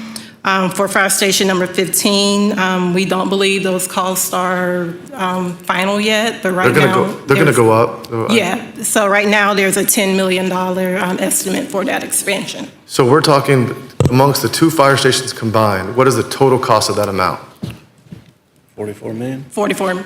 And what is the amount that is proposed that we pay over the next 3 years? $11 million, I believe. Additional 11. An additional $11 million. I think that's annually, isn't it? No, No? it's 2.5 million. 11's what we pay now. I think we go up to 14. 14? Yeah, 14 total. So we have 3 years left in our agreement. Commissioner, no. Let's use the sales tax agency. Everyone in Leon County are already paying into that. We can offer this as a friendly amendment to the city. We're half the board, and in the negotiations include that, and then see how that affects the fire services fee cost, and then come back to us. But listen, this is the way. We shouldn't be talking about a fire services fee increase when we have a $1 billion agency that everyone pays into already. And it frustrates me to sit here and act like we don't have any money, we need to increase taxes. No, we have a $1 billion agency that's made for infrastructure improvements to benefit all of Leon County. So let's include that in there and run an analysis and see where it comes back. I received that as a friendly amendment, Mr. Chairman, if that's offered as a friendly amendment. Well, yes, Commissioner Proctor, what I was going to say is, would that align, I believe, with Commissioner Maddox's motion, because that's what I believe, because what it would do is, it would say, we're offering friendly amendments, okay? So it would say, hey, include this in. So, point of order. Sure. You can't make an amendment For to sure. the original motion right now, but you could, Correct. depending on what I happens. was telling Commissioner Proctor, so it would take, if you're on board with that, withdrawing your motion, I can withdraw the second, and we include that to Commissioner Maddox's motion. Well, Commissioner Caban, or Vice Chair Caban, which is the right posture for what Commissioner Caban is trying to do? Is it the substitute motion or the original motion? The substitute motion is just to go to dispute resolution. Yeah. If what Commissioner Caban is talking about is tacking on this modification to a proposal to go over to the city for them to consider at their June meeting, that would be an amendment to the original motion, not the substitute motion. In good faith, though, before Commissioner Proctor would rescind his motion, I would have some questions for staff, because I don't want you to, if you were inclined to go his way, I don't want you to rescind your motion, then I say no. So I actually have some questions for staff before, if you're looking for that amendment. Commissioner Proctor, is that a motion that you said you would consider that friendly, so that would trigger an addition to your motion, but staff is saying that's not the best place for it. So Commissioner Maddox, you want to ask staff some questions so that Commissioner Proctor does not rescind his motion yet, so that you can get some clarity? And that's a championship form, Commissioner Maddox. But before, I need to ask Attorney Osteen before we go down the road. Go ahead. Can we, the projects in Blueprint, it's been my thinking, were voted on by the voters. Right. Can we thus add to the list of voted upon projects to include fire stations if we so chose? Can we do that? Go ahead. I can't give you any advice about what Blueprint can or can't do under Blueprint's governing documents because you have Susan Dawson as your attorney. So I can't answer that question for you simply because I don't know and I can't give you advice about your Blueprint hat. I can't Commissioner do that. Proctor, as So I Hold on. remember that- Commissioner Proctor, go ahead. So those comments create the hesitancy of, my thought has always been that when it comes to penny sales tax project lists, that those things are put on the ballot, the community approve them, and I forget the amendment process. It's a super, if you allow me, Mr. Chair. Go ahead and explain. It takes a supermajority in order for us to, Commissioner Meyer just went through this process with North Monroe. It takes a supermajority, a public hearing or two, and then it comes back to us. It's a couple of steps to get there. It's not as easy as us just voting it up. It's a process there. But it's possible. I'm open, and what he's talking about is brick and mortar. But what Mr. Morris has reminded is that it's not personnel, it's not the agreement, it's not the ISO. So those continuing operating costs and overhead is not. But he's only talking about brick and mortar, and I could go there. So Commissioner Proctor, we got to dispense of your substitute motion unless you withdraw it. Point of order? Sure, go ahead. I believe. Well, he wanted some questions. Yeah, he has some questions. Yeah. This would be considered, that would be considered an infrastructure project, correct? If it went to Blueprint, it would be an infrastructure project. IMC. It would be. And I was correct in the, I think it would be a substantive change, what was it called? Substantial amendment? Substantial amendment? It would be a new project. Likely, New project, right, which is a lengthy process. I could take advantage of the process here, but I'm not, I like to operate in good faith with you guys. To be honest with you, I don't think, if this is where you're trying to go, it's not a good idea. Because I don't believe, meaning there's no guarantee that when it gets to blueprint, that it's going to go the way you want it to go. And we got a meeting, when's our next meeting? June 11th? and it would have to go through the processes that you talked about, Commissioner Maddox, and just again, so everybody knows the lay of the land, then any interlocal agreement would have to be approved by both the city and the county commissions. But again, not to say that it's not impossible, but there's a lot of processes there before, and I don't think we got that kind of timeline given. I know. Go ahead, Commissioner Cavan, it's back to you. I disagree with that. This is the only option that potentially can leave us with not having a significant increase. And if you look at our blueprint projects, I mean, hell, they're perfectly in line with this because they're all double in budget. So if you're throwing projects that are double in budget, you might as well tack this on too. But really what I'm getting at is we're half the board. Commissioner Maddox, what I'm trying to propose is include this in the conversation. Who knows, maybe the city will want to do it because it prevents them from having a larger increase as well. And everyone's paying into this. All Leon County taxpayers are paying into this fund for infrastructure. It's worth an analysis because we have the potential to not even affect any of the other projects. If you look at our blueprint budget, the revenue is increased year over year. And what I'm trying to do is think outside the box here that offers another alternative for us having to have this conversation. And it's within the realm, it's an infrastructure project. You know, we have half the board here, and I think it would be, at least we're saying, hey, in good faith, we're proposing this. Thank you, Mr. Chair. All right, Commissioner Maddox, chew on that for a minute. I'm going to say a few things, and then we can circle back. But we are still on the substitute motion, which is Commissioner Proctor's motion. I agree with everybody.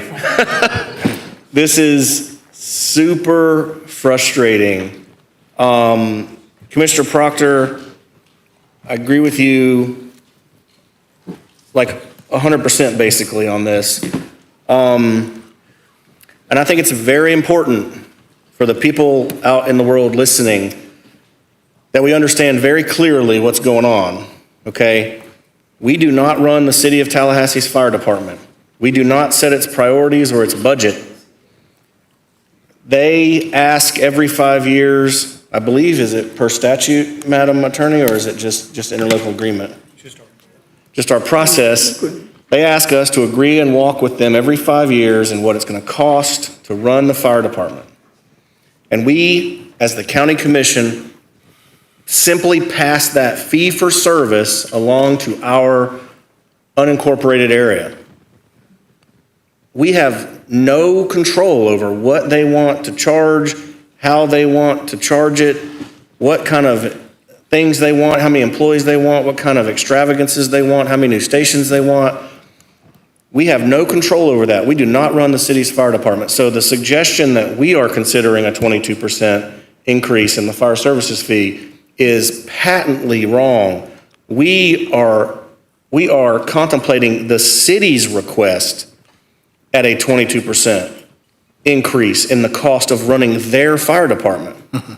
Now, I think that must be made very, very clear. And our process states that we have 5-year agreements for which we are 20 months into, and now they are coming back and asking for more. And I get the context around why that is. They were not through with their negotiations with the firefighters. Costs have gone up on their stations. But I think this is so bad in terms of form. People have got to understand this is the definition of moving the goalposts. All right, to put it in terms that everybody can understand, the city is moving the goalposts on what they think it's going to cost to run the fire department. And 75% of my district is in the city. And I have a large number of constituents who do not get to vote in the city, yet have to pay this fee. So all the points up here are very well taken. And I think that it is very frustrating to think that we are setting a precedent now of why do we even have a 5-year agreement? I mean, I think that's a fair question to our staff and our administration. Why do we have 5-year agreements? Station 15, which is contemplated in here, is in my district near Summerbrook. And it's currently at $10 million. What's to say they don't come back in 3 years and go, we need another $15 million in assessments to finish that station? What's the point of even including it? If we don't know I feel like it's important that we stick to the 5-year agreement. We agreed and just raised the assessment, which is really a pass-through tax that we are handing down to our constituents. And I think Commissioner Proctor is spot on. We have a duty to protect our constituents and at least fight for them where we can in standing up for them. I'm just trying to say what I think they would say in this situation. Now, to Commissioner Maddox's motion, I don't know how it's that much different from option 4, if I'm being honest. And perhaps the county attorney can answer that for me. How is Commissioner Maddox's motion different? Is it just that we're still sending over an idea, and if they reject it, which they very well may, we're right back to option 4, right? Whether we and I'll get on to the blueprint part in a second, but is that correct? So Commissioner Maddox's motion is substantively different in that basically you agree to increase all costs except for the ISO. I mean, that is a very substantive difference. How is that different from number 4? 4 is you only agree to use the fire services reserve funds to support the increased personnel based on the latest collective bargaining agreement. But there is no provision to not agree to the additional, well, that is part of his. We are disputing those. We would not dispute under his motion the 2023 debt refinancing payments, and we would agree to the increased cost of the construction and staffing of Fire Station 17 and Fire Station 15. Is that correct? Okay, so that's a substantive difference too. His agreement, Mr. Chairman, also, again, articulates that there would be no additional increases within the existing term, including a potential renegotiation of labor in 27. And Mr. Chairman, I'd just like to emphasize, too, and it's just important to note, even with Commissioner Maddox's motion, the city may very well not agree with this, and we may end up then going to the conflict resolution process. Okay, so I, as always, appreciate Commissioner Maddox's attempts to sort of create something that everybody can agree with, and I appreciate this one. And I would feel better about it if it excluded the debt refinancing, because I don't think that's necessary right off the bat either. But this is, I think that all of our frustration and sentiment here is shared in that this is such a bad process that we have been put in, this position that we've been put in an environment where we are become hyper criticized for what we charge the taxpayers to provide services. And so I think that I really want hard to just outright support Commissioner Proctor's option 4 because I'm frustrated. And I think Commissioner Proctor, he voices that well, and I really want to just be there with him and stand with him and say, man, this is so frustrating. What do we do? And why are we just laying down? But I do think that Commissioner Maddox's idea is valiant. I think it is courageous. I think it is statesmanlike and all those things, and I appreciate that. And so, and I also think the city's going to turn around and flat out reject it.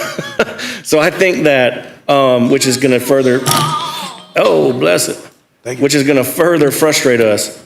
But I am inclined to walk with Commissioner Maddox because I know his heart's in the right place and he is equally frustrated by this and he wants us to say, to sort of meet in the middle. And he is Captain Compromise. And I appreciate that so much about him. And so, as it sits right now, I would very much, although I want to support the substitute motion, I would be more inclined to support Commissioner Maddox's motion. Now, to the blueprint piece of it, I think Commissioner Caban also, we're all been painted into this corner where we're trying to be creative and come up with some kind of accommodation. And I admire that. And I think that probably should have been considered years ago, right? When the city was projecting these costs, because I do think that is a shared pot of money where we all agree, but blueprint is what it is. We prioritize projects. Those costs are gone up. I don't know where the money would come from for these things, but I do think that if we were in a different time and space, that would have been the right place to have this conversation. But I think right now the timing is just too discombobulated for that to work. And I would be okay with adding it, Commissioner Maddox, as a suggestion. Hey, why don't we look at this? I don't know if the timing works out right. I think the city would probably outright reject that too. But if we're sending things over there that we think are Hail Marys in good faith, I think option number 4 is good faith. Right. That is a good faith attempt. And I think we're the ones acting in good faith. And it's frustrating, right? Because we're the ones kind of getting told what to do here, and we're the ones acting in good faith. So I don't know if it's good faith or better faith to do yours, Commissioner Maddox, or Commissioner Proctor's. But I just want to reiterate that I am so frustrated, and I want people out there to know that this is the city's fire department that they are running, and they're asking us to pass this fee along to our constituents. It is simple as that. And we have to make those decisions. So I'll circle back to you guys. I just want to state again that I love Commissioner Proctor's passion for number 4, but I'm more inclined to support Commissioner Maddox. Okay, Commissioner Cummings was back in the loop. Commissioner Maddox is back in the loop. Commissioner Proctor back in the loop. So Commissioner Cummings, please go ahead. Thank you, Mr. Chair. No, I just wanted to go back and look at Commissioner Caban's suggestion. And I don't know, Madam County Attorney, if there's anything that prohibit us from raising that at our blueprint meeting. And if it's agreeable, with the majority of the blueprint, which would include the city of Tallahassee. I think anything that we do as far as this interlocal agreement with the city and county could always be amended to pick up that cost. So I think that's thinking outside of the box, thinking about, something innovative. It probably would take a substantial amendment to do that, but I think it's something that's workable. But I think this is not the right forum to consider that right now. In the interest of time, can I just ask staff, Mr. County Administrator, of the different assessments that the county has proposed that increases the rate for our county, for our citizens that live in the unincorporated areas, just for clarification, what of those costs, other than the ISO, I know we don't agree with, but of the other costs, do we basically agree with? We might not agree with the excessive rate, but what of those costs that we pretty much agree with going into mediation if we get to that point that pretty much are not disputed, other than, I guess, the level of the cost? Mr. Chairman, thank you, Commissioner.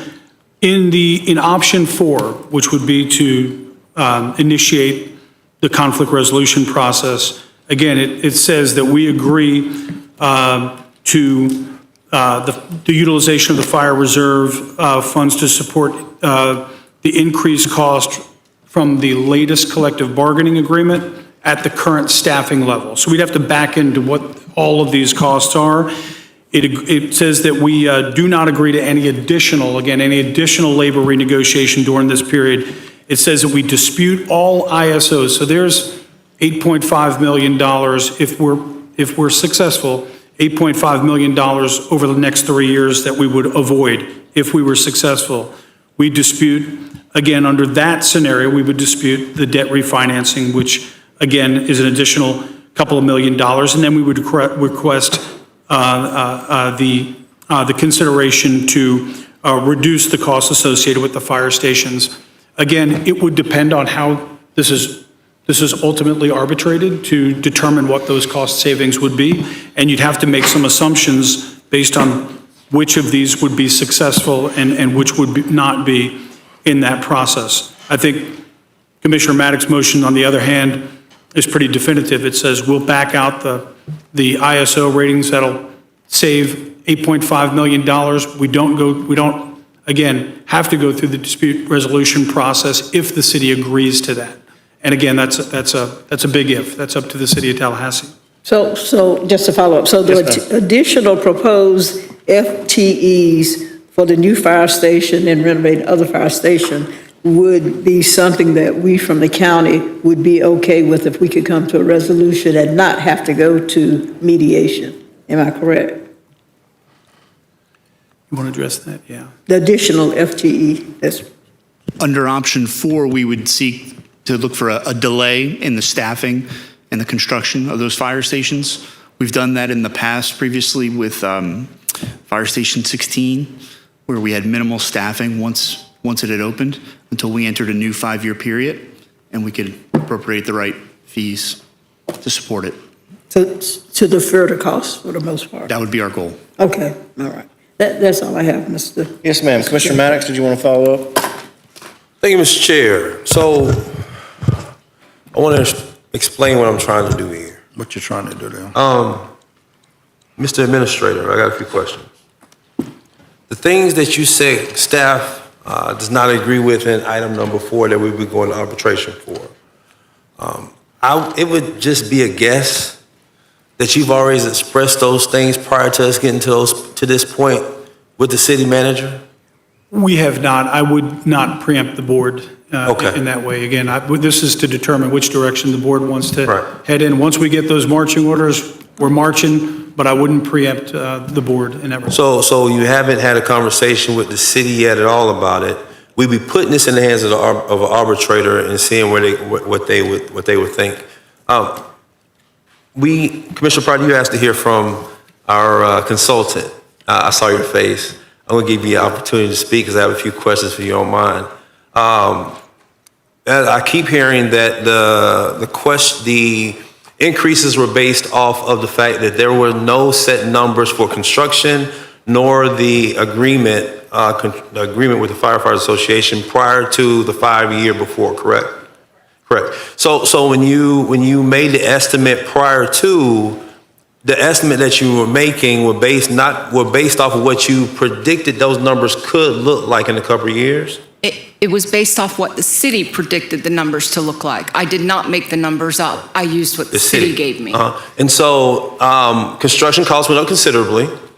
And so that contributed to the construction costs. The labor costs, they undershot. Correct. Fair to say? Correct. So when you looked at what the city presented to you today, and I'm sure you looked at also what they had before, I'm guessing that, I don't want to put the words in your mouth, that you saw that as being reasonable, reasonable based off of cost of labor and construction today? I don't make a judgment on whether they're reasonable or not, or whether they need them or not. I take the numbers, I apply the methodology that we've developed, and I calculate rates. I determine what portion is accessible versus what portion is not. I do not determine whether they're reasonable. Okay, what method? Tell me about that methodology again. The methodology that we developed Yes, with ma'am. the 2 zones. Yes. And apportioning the cost to the government, and then to zone 1 and zone 2, and then developing the rates. We also don't use the entire budget, the fire department budget. Right. We only use the accessible portion because you can't fund the EMS component. So I take their budget, I determine what is accessible, then I say what portion gets funded by government, what portion gets funded by zone 1, what portion gets funded by zone 2, and then break down the rates within zone 1 and zone 2 to each rate category, residential, and then the tiers for the non-residential. Thank you, that's very helpful.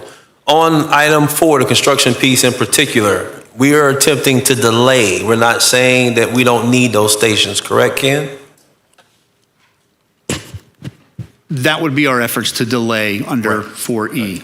Yes, and that, and I think you said, Mr. Chair, 17 is near your? 15. 15. Where's 17 located? Lake Bradford Road, just south of FAMU Way. Okay. Spear Seafood. Both of those would dramatically increase services within the, or the attempt for services within the unincorporated area? They're both very close to the unincorporated area, so yes. Right. Okay, so here's the thing. Mr. Chair, I was pretty upset too, because I believe in agreements, and if we got agreements, that's what we're gonna move forward with. But I read a book a while back, and it talked about the more a man feels, the less he thinks. And so I tried to stop feeling and start thinking. And when I got to the part where I was actually thinking, there were 2 points that I thought were very important here. The ISO piece amounts for $10 off, about $10, a little bit more, off of the fee that we're attempting to propose. That is by far the largest piece besides construction that would be, that will go against what we're trying to save for our constituents.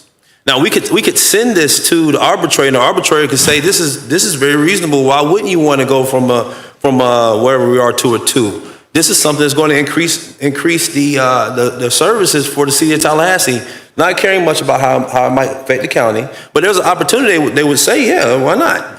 I think when I'm looking at it, I don't want to take that chance. I think if I can get them to agree to getting rid of that now, I would rather the city say, hey, we'll go ahead and take that off if you can agree to the rest of it, because there's going to be some kind of increase regardless of if we go to arbitration or if they agree to us our bargaining here. That's the first part. The second part, Mr. Administrator, when does the city go back to negotiate with the Firefighter Association? It's scheduled for 2027. When is the end of this five year? 2028. And so we, quite frankly, could be looking at another increase attempt prior to, if they so see it as, the increase, because they're likely going to talk about wanting raises, the increase is warranted, they're going to send something back across the street and want to do another study because of labor, correct? Or you could assume It's so. possible, depending on the duration of the collective bargaining process. Right. I won't say we all. The city has to run a fire department. Within that fire department is a union that they deal with. There were some commissioners on this board that supported the increase in pay that the city was negotiating with the Firefighters Association. In my mind, during the time, I'm thinking to myself, if there is an increase that's above what they projected to be in the cost study, we were going to have to share in that. No doubt about we are going to have to share in that. And because of that, I think it's fair that we pay something, increase something over what was agreed if they negotiated beyond what they had put in the original study. They're coming back in 2027.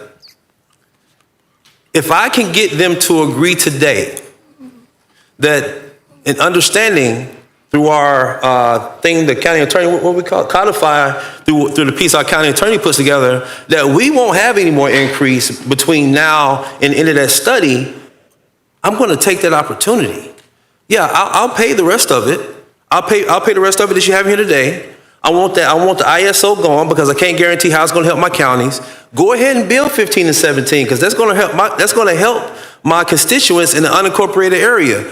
I can't say this is a bad idea that you guys did the increase that you did with the Firefighter Association. So yeah, it's fair that we should pay a little more if you pay a little more than you anticipated. All the things that I'm looking at that we would, and even the debt service. Wow, $4 million for the debt service piece, it will help them. Okay, if I can get all of that, if I can get everything I'm asking for, and I give them what I'm giving them, but then I'm coming back to them and they agree that if they do have a negotiation that goes beyond what they've put in this agreement that they can't come back to us and ask us for an increased cost, I'm going to take that all day. And on top of that, if they don't agree to any piece of what we send over, then we're going to arbitration. So, our negotiation. You ask for the world, you send it over. In response, we send something back over that's a little less than the world, but we ask for something we need too. If they agree, we move forward. If they don't, then we're at an impasse. We're not going to agree. Then we go to arbitration. If they can agree to what we're talking about right here today, and we don't go to arbitration, we save money. Madam Attorney, arbitration costs money, correct? Cost of mediation arbitration would be shared by the parties, so yes, there's a cost, yeah. Right. So we could go to arbitration, lose everything, they win everything, we get the cost of arbitration, half of it, they get the other half, but they were right. And they got this study that says that, hey, this is the way that I would do it, not justifying the cost, but just saying how they would do it. All I want is to give us the ability to control our own fate before we go to an arbitrator and say, hey, we can agree to these things that you've put in here. 15 and 17 helps the county because it's near the unincorporated area. Commissioner Pryor, you said you've been waiting for that place for a long time. Not to mention, if we delay 15 and 17, because obviously it's been delayed already, let's say we delay it by 3 years, you can't tell me that the cost of construction will not go up. And if the cost of construction goes up, guess what's going to happen? They're going to ask us for an increase in our fees for that cost of construction that's going up in fire stations that are closer to the unincorporated area. I say all this to say, I just want us to take an attempt to send over, to really just take a step back. I know we're all upset. I'll be upset too. I'm upset too. Take a step back from the emotion that we feel and think logically and reasonably through this and try to get something out of it that would really, really, really put us in a position not to be here in 2027 again when they have to renegotiate with the Firefighters Association one more time, one. And two, that allows us to think through all the things that we would be disputing and how it might actually help us. Now, Mr. Chair, you talked about the debt service. That's the one thing that actually, yeah. I mean, if I was to add anything, which I don't want to, I would probably add the debt service because that's something they can wait. But 15 and 17, go ahead and do it. Go ahead and do it. The more we wait, the higher the cost is going to be. The personnel costs, yeah, we have some folks over here say getting people their money. So if we're telling them to give them people their money, then we ought to go ahead and charge our constituents for the fact that we said getting people their money. Even the ones that are up here that didn't speak out, the facts are we are where we are. So I'm going to vote against the substitute motion, and I'm going to attempt, again, we talked about statesmanship, we talked about diplomacy, we talked about trying to show some sense of decorum and negotiation and working with each other. That's what we do here at the county.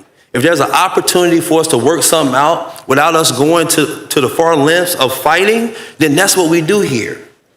Now, if you're not willing to be reasonable with us, then we'll take a fight all day. But why not take a swipe at being reasonable first? So I'm going to vote against substitute motion, and I'm going to support my motion and keep it as is. Now, Madam Attorney, you said that if we went down this road, we agreed, we had to send out the notices, we would put in there the $38 increase, or the fee with the $38 increase. You said that we could go lower, but we couldn't go higher, correct?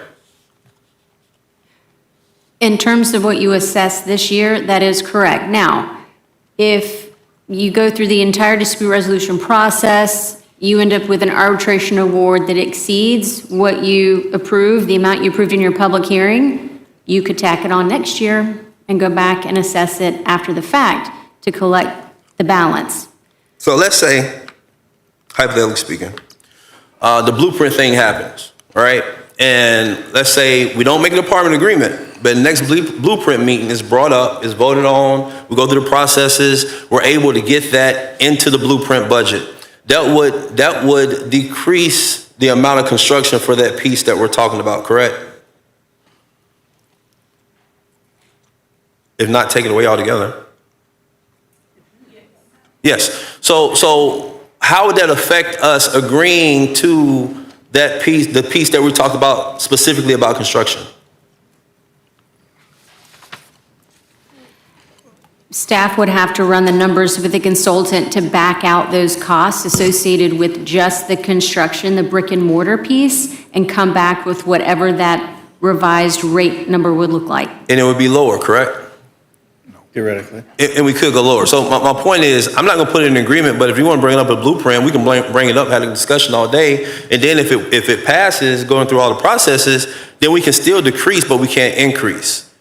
So I'm not saying it's a bad idea. I will say, at some point with infrastructure, the way that thing works, at some point, we're gonna have to consider taking some things out in order to get some things done if we're putting new things in. And this wasn't something, as Commissioner Proctor said, the voters voted on. So I'm not too keen on continuing to take costs that we're supposed to have as government and placing it in blueprint when the voters didn't vote on it. The last thing I got.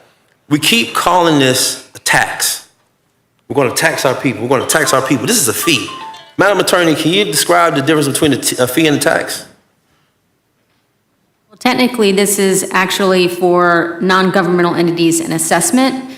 There is a special test that you can only charge a property commensurate with the benefit received by that particular property, which is why you have different categories for Zone 1, Zone 2, for residential, for industrial, commercial, et cetera.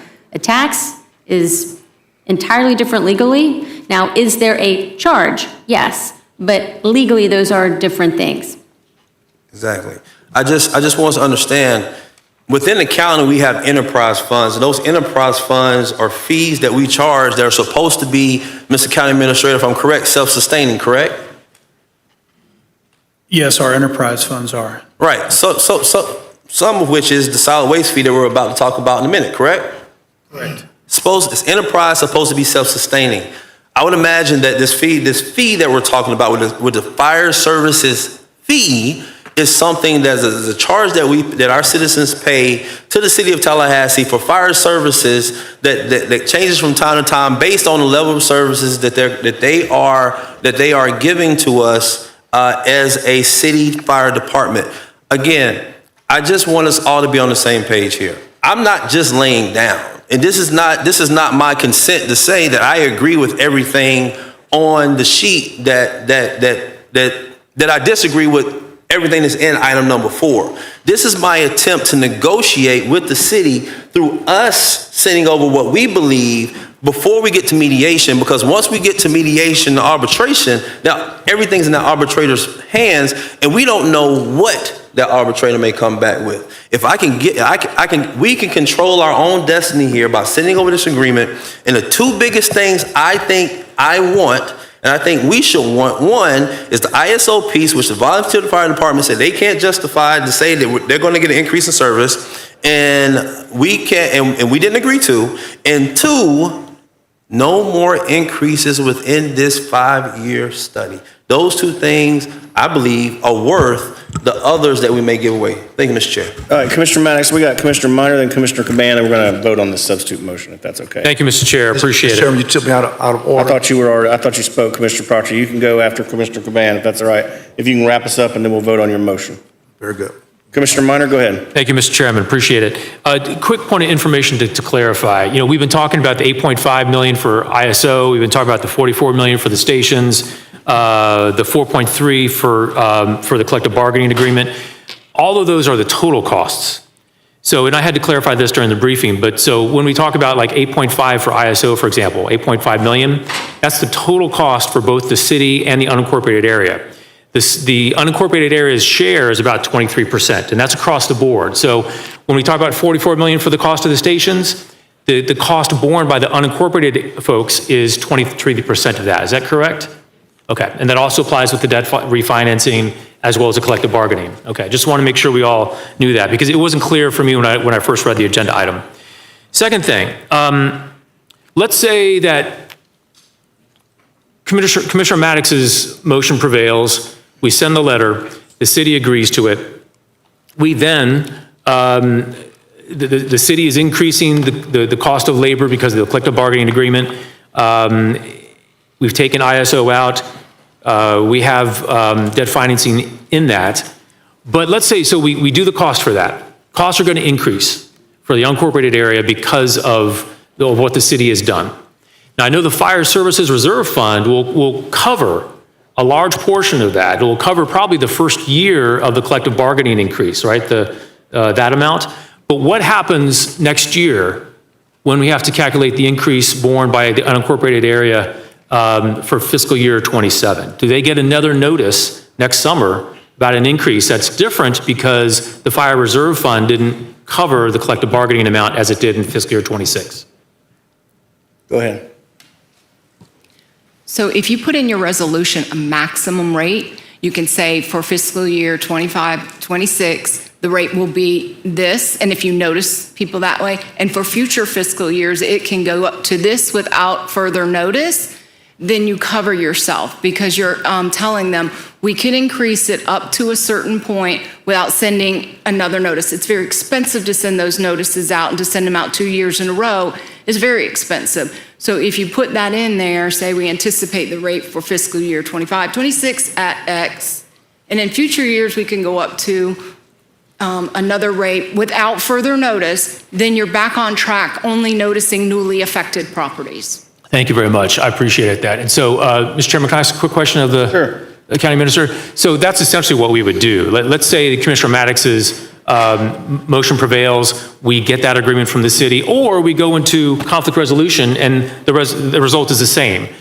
We would have a first-class notice that goes out this summer, projecting for the next 3 years.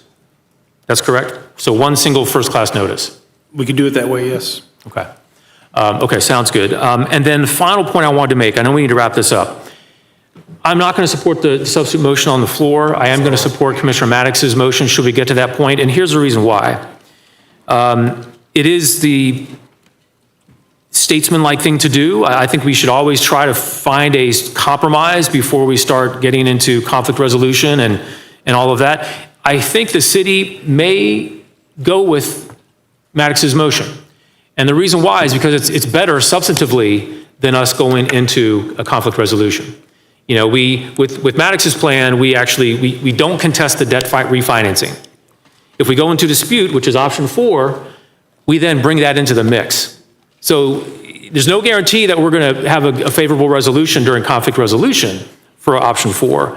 But all things being equal, I think the city will see the benefit of this proposal here that's done by letter first, as opposed to then going to conflict resolution when we include debt refinancing as another thing that we dispute. So because of that, I think it's got some merit. We've got some leverage here. And because of that reason, I think it's smart for us to support Commissioner Maddox's motion should we get to that point. Mr. Chairman, thank you very much for conducting your effort on this agenda item. It's been a tough one. Thank you, Commissioner Minor. Commissioner Caban, take as much time as you want, and then Commissioner Proctor, we'll give it to you to close on your substitute motion. Go ahead, Commissioner Caban. Thank you, Mr. Chair. This is going to be my last few points I say about this. Commissioners, I think there's a time when it's important for us to be collegial and statesmanlike. But this is not it. Okay, this is, we can call it what we want, a fee, tax, whatever. I don't care. This is a cost of living fee or tax that we are basically being forced to impose on our residents. I don't care about being collegial statesmen when we have no say and we're being forced to increase the cost of living. I don't care. And I hear the argument about taxpayers and Blueprint did not vote on this. Well, they didn't vote on affordable housing, and that's a constant push in Blueprint. And no one is sitting here saying that we need to take away or remove one of the projects that taxpayers voted on. Taxpayers did vote on infrastructure projects that benefit all of Leon County. If this isn't the time to bring it up, when is? We have 50% of the IMC sitting at the head of this table who controls the agenda of Blueprint. If we included this as a friendly amendment to the city, they could vote on it in June. The chair of Blueprint is the mayor pro tem of the city who could call a special meeting and we could have this wrapped up by July 1. So when we talk about timing and procedure, guys, like this is what we're paid to do as elected officials. And I'm going to withdraw my second on the substitute motion, Commissioner Proctor, because I feel like where the board's going. But I will be voting no on the original motion on the floor. And I'm going to vote no because I can't in good faith vote on a fee without exhausting all options. And it doesn't sit well with me knowing that we have $1 billion budget made for infrastructure projects, and this is an infrastructure project, and we're sitting here saying that we don't have money for it, so we need to go increase the fee for fire services across Leon County. I don't think that's us being honest with taxpayers, and I don't think it's a good use of funds, and I don't like this position, period. So I will be voting no, and thank you, Mr. Chair. Thank you, Mr. Vice Chair. Commissioner Proctor, if you could. Thank you, Mr. Chairman. Well, Commissioner Proctor, I think you lost your second on your substitute motion, so we're going to need to find one for your substitute motion, or we'll have to dismiss it. Is there a second on Commissioner Proctor's substitute motion? Seeing none, it dies for lack of second. So Commissioner Proctor, you can speak if you want, but we are back on the original motion, which is Commissioner Minor, Commissioner Maddox is seconded by Commissioner Minor. Thank you, Mr. Chairman. I concur with so much of what has been said, and this shifts my comments. Feeling the cold wind on my back without a second. This study sounds like collusion. I had read under option number 1 that this thing direct our county administrator prepare a rate resolution to adopt fire rescue assessments and services fees based on all of the expenditure increases identified by the city and the accessible rates provided in the consultant study. But I say collusion because I just heard the consultant say these are not her rates. She said the city gave her the numbers to punch in.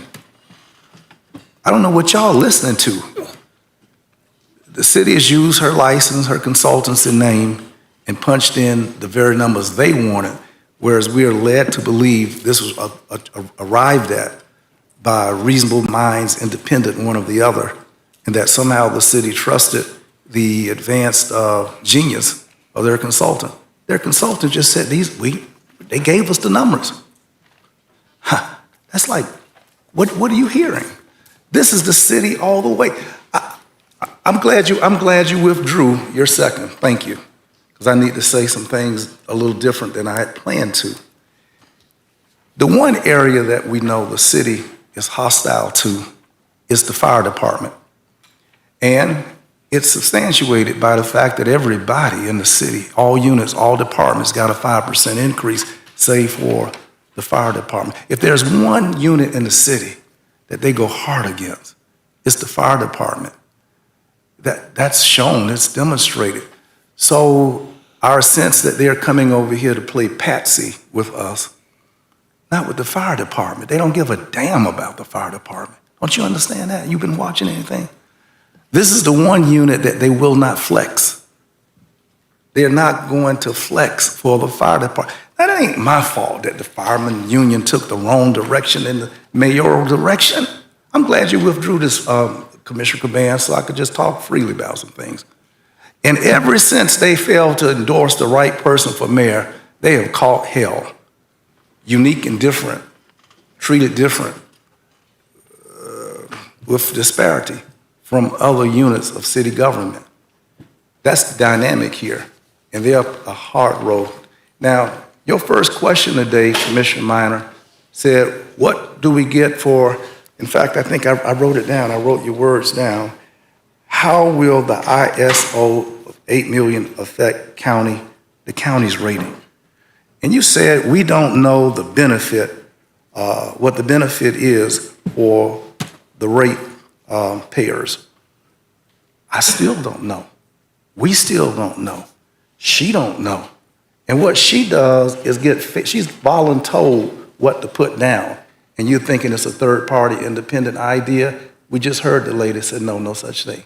And we're still going in this direction. But I would suggest to you all that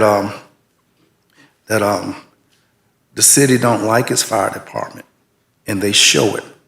They're disinterested in what the request of the fire department is. They're indifferent to it. And the only time that they came up with a little compromise with the fire department was a few days before the last election. They hung them out over the banister, dangled them for months, for weeks. Wives crying before the city commission, begging for increases, the statement of how their loved ones had to get second and third jobs to make ends meet, and they still didn't get the $60,000 starting pay for emergency person. Now, when they get to the scene, let's talk about caring and how we see the fire department. Some of these folk have PSTD because of what they see as the first people arriving to look at scenes that you and I, we couldn't look at, don't want to look at. But they are treated differently, and they have no political immunity for their First Amendment notions of who to support in city elections. Y'all think the Fantastic Three at the city is gonna budge or flex? That's why we go straight to arbitration, because, I mean, if you think a little horizontally, this horizontal, broaden up a little bit, it's because of the very issue and the nature of the interaction that the fire department has with the city that we ain't got to fart around with them, go straight on to mediation, that we don't go there. It's not gonna be no flexing. Y'all don't get that? But that's okay.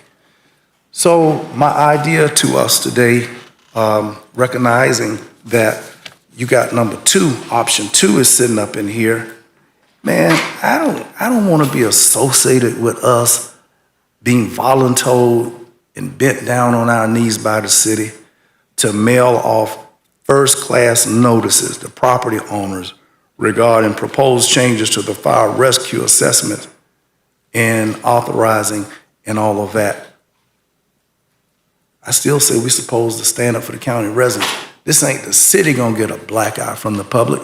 This y'all gonna get a black eye from the public. I don't know who's running from up here, but we have always been guarded in the city, the county's position to be very, very careful in triggering these tax notices, trim notice increases. Is never good, but you'll see the fallout shortly. Now, one of the things which we're not on that motion now, the substitute motion, but it would have been nice had the letter read, per the adjustments directed by a conflict resolution arbitrator. Hearing, we note the increase in fire service increases. That's what the letter should have started off if we're gonna get jacked. But you done put the thing in the wrong posture, that we have no cover. We don't have no cover going the way Maddox is talking about. So I ain't walking with y'all. I like y'all, but I got people's pocketbooks to defend, and I need to have the dignity to say in that opening letter, per the arbitrator's hearing, we going up on y'all. Right now, we ain't got that to say. We may not end up with that. So I don't know what y'all thinking about. This was a waste of time to come down here today just to go with what is on the table.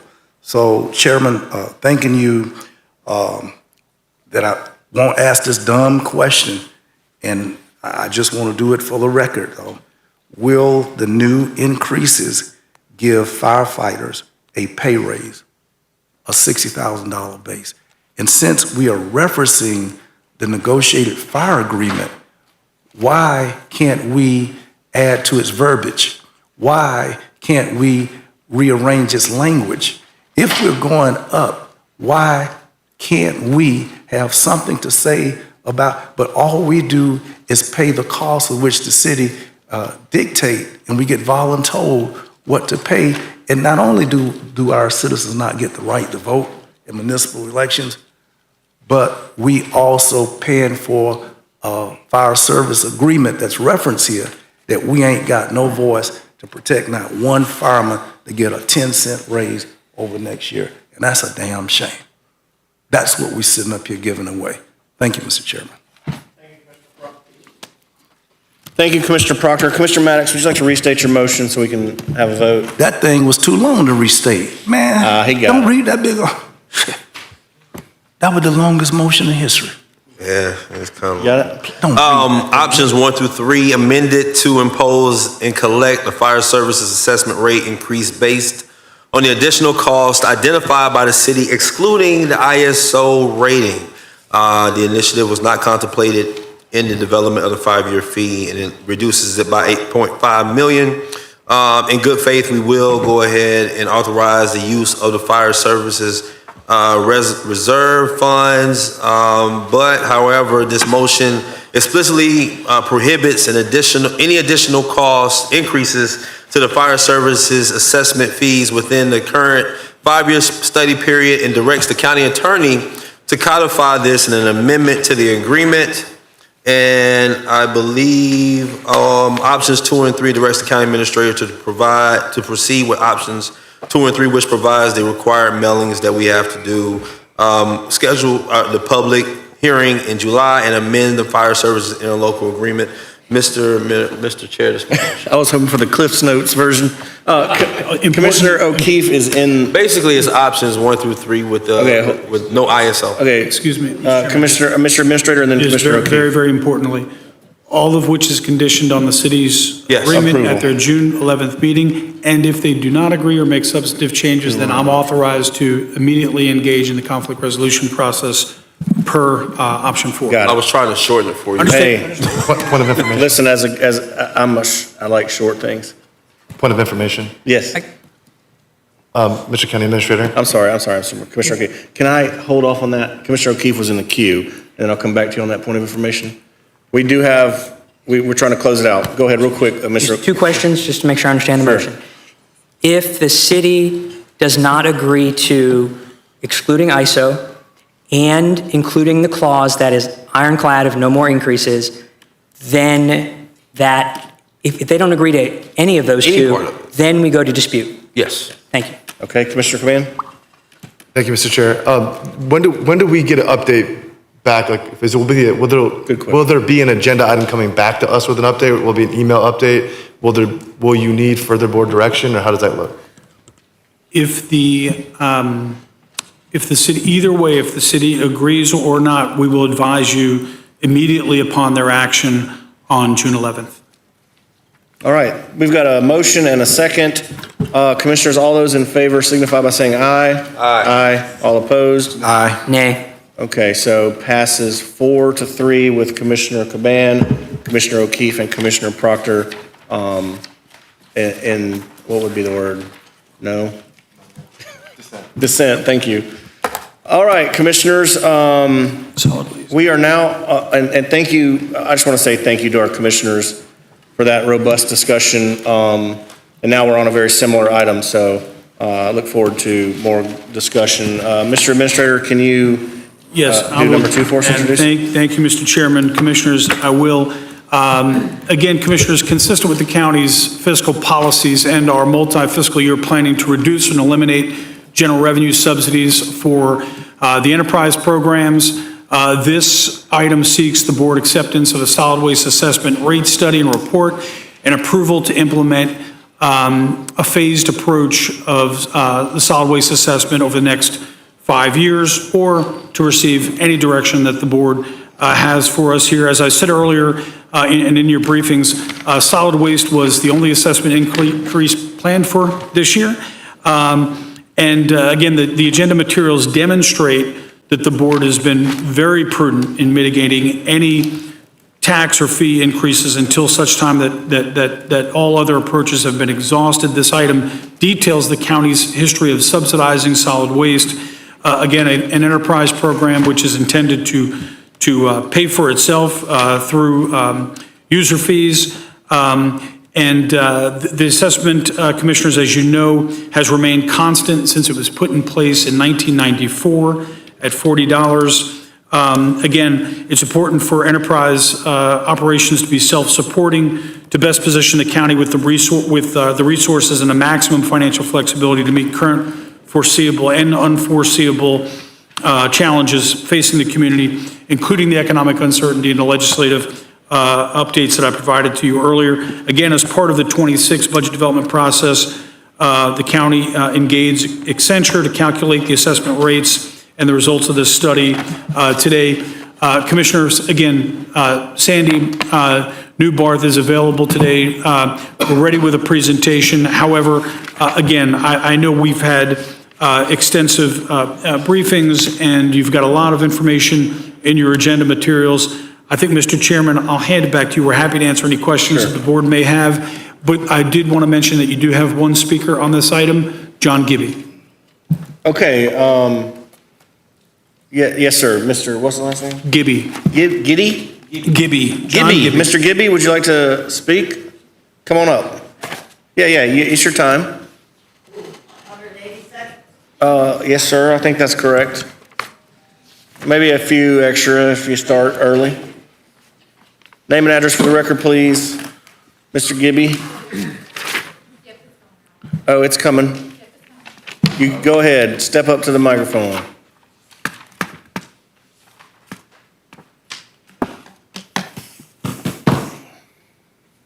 Good afternoon, Commissioners. My name's John Gibby, G-I-B-B-Y, and I live at 4887 Gum Road. To the Leon County Board of Commissioners. As a Leon County resident who lives directly across the street from the Leon County Transfer Station, I follow solid waste issues closely. The newly released Solid Waste Assessment Study proposes that a fee increase is necessary, and that may be true. But isn't it the Commissioner's obligations to ensure that any increase comes through transparent, fair, and an accountable process? This study was anticipated during fiscal year 2025. Instead, it was quietly included in a 92-page agenda item and released just days before the scheduled vote, making meaningful public engagement difficult. Transparency is also at stake. A recent public records request for December 2024 scale house data was fulfilled with no charge. That suggests there is no reason the past 5 years of scale data shouldn't be made public, especially if system usage is being used to justify the fees. Meanwhile, the county signed a sole source agreement to divert solid waste from fuel to biochar production, a major operational shift with no competitive process and limited public discussion. This change is happening on the same landfill site that's supposedly nearing closure. And when a $260 deposit is required just to access emails between county staff and Marpan Recycling, it raises a broader concern. Are key decisions being made out of public view? Before raising the rates on every household in the county, one question must be asked. Has the public been shown the full picture? Thank you for your time and your consideration. Gibby. Thank you, Mr. Gibby. Libby, but Gibby. Gibby. Libby, Gibby. Gibby. Thank you, folks. Thank you, Mr. Gibby. All right, commissioners, did you introduce, we're ready to rock and roll. Mr. Chairman, you ready? We're Okay. also ready here if you want. Commissioner more Minor, you're in the information. queue, followed by Commissioner Maddox. Thank you, Mr. Chairman. It's been a long day. I understand the reason for this request from our staff. You know, I understand, if you read through the agenda item, it's clear that, I would read the rules, right? We've already waived the rules on the motion. He hasn't had a chance yet to even make a motion. Meaning we're supposed to make a motion before, I was Oh, gonna make okay, sure. I can do But that. we waived the moves raised for it all. Oh, no, but I think you weren't even yet to his making of the motion. He was 6 1/2 introducing it. dozen, So, yeah, go ahead and carry on, Commissioner. okay. So, Yeah, that was the windup. well, okay, listen, let me make a motion then for options 5 and 6, and then I'll explain why. If there's Go a ahead. So what option 5 would do would be to accept the updated transportation tipping fee resolution as documented. And then number 6 would be to maintain the general revenue subsidy to the solid waste enterprise funds. In other words, no increase. And if there's a motion, I can explain why I'm proposing. Yeah, go ahead, go I mean, ahead. a second. Okay, we've got a motion for options 5 and 6. Is there a second? I'll second for All right, thank you, sir. conversation. Appreciate it. Commissioner Minor? Here's the reason why. We don't have control over the city's increases to the fire service fee. We just don't. And we had a long discussion about that already. We have complete control over the solid waste assessment. This is us. I understand the reason why we're doing it. We had, during the briefings, we talked about, this is financial management, good financial management to reduce the subsidy because we know that the state legislature could be having a huge impact on local government revenues either this year or next. We know that's coming. And so it's smart for us to take this measure so that we have more room to be able to fund essential services should we need those funds. Given the discussion we just had on fire services, it looks like we're going to have a fairly sizable increase to our unincorporated area residents. It's not us, it's the fire service fee that's increasing, and we're being asked by the city to adopt those changes. It's likely we'll have some increase. I think we acknowledged all that. In my discussions with our county staff, and correct me if I've misinterpreted this at all, but I think we do have the ability to forego this for this year, especially in light of what the fire service fee increase may be for our unincorporated residents. I think it makes sense. Now, if our county administrator and our staff here disagree with him on this, maybe I misunderstood the discussions we had in our briefings, and if so, that's okay. But I do believe that if you're an unincorporated resident right now living in Leon County, later this summer, you're likely to get a notice in the mail about an increase because of the fire service. We all hear from our residents on what that does to them. They're living on tight budgets, prices are increasing everywhere. I think this would show folks living in our unincorporated neighborhoods that this is something we're very sensitive to and that we are willing to go this year and maintain the subsidy for another year to give them, to recognize that this is something that we understand. So my question for our staff is, obviously this request was not made lightly. The phasing out of the subsidy is financially the right thing for us to do. But my question for the county administrator and our staff is, how severe will the implications be if we do pass option 6 today? Mr. Chairman. Yes, sir. Thank you, Commissioner Minor. Yeah, this is, Commissioner, I hate to equivocate at all. This is purely a policy decision. As long as you all, and again, you all have to consider everything, every decision you make on the budget, has an impact on the options you have available to you, say, in the next year. And again, those things are all interconnected. I know the board's doing it, eyes wide open. You'll be making your determinations eyes wide open. We wanted to present all the information to you. And again, so long as you do that, we'll follow that direction. Thank you. And that's a fair answer. Listen, we know that the legislature is likely to do something about local government revenues. We know that. We know it's coming. The magnitude of those changes could be in the tens of millions or even greater. The county administrator mentions that earlier about the $100 million impact on Leon County. That was a bill that was filed that would have impacted us by $100 million. This is 4. This is 4 point, it's 4 or 5 or something like that. That's what we're being asked to subsidize. That's what we're subsidizing now for the people living in unincorporated areas. The magnitude there, I think, is such that it sends a signal to the folks living in the unincorporated areas that we're sensitive to what they're going through. If we hear from the legislature either this session or next, we're likely to be here talking about a very hard discussion of what we're going to do for our budget, losing tens of millions of dollars. That's a discussion we'll need to have. What I'd like to do, though, is now, tonight, show our unincorporated residents that we got their back, that we're doing everything we can right now to make it easier for them. We'll have this tough discussion when we know what the legislature is doing to our local governments. We'll have that discussion. I think tonight, though, it makes sense for us to take this measure on behalf of our residents. Thank you, Mr. Chairman. Thank you, Commissioner Minor. I've got Commissioner O'Keefe, Commissioner Cummings, Commissioner Proctor, and Commissioner Maddox in that order. Commissioner O'Keefe, go ahead. Thank you, Mr. Chair, and thank you, Commissioner Minor. This is, I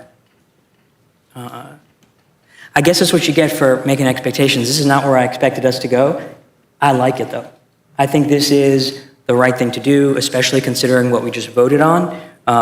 It does not, by holding the tipping fee increase correct for the cost of things that's not paid for by unincorporated citizens in a fee, then we're making clear that we're not going to subsidize another government's disposal costs.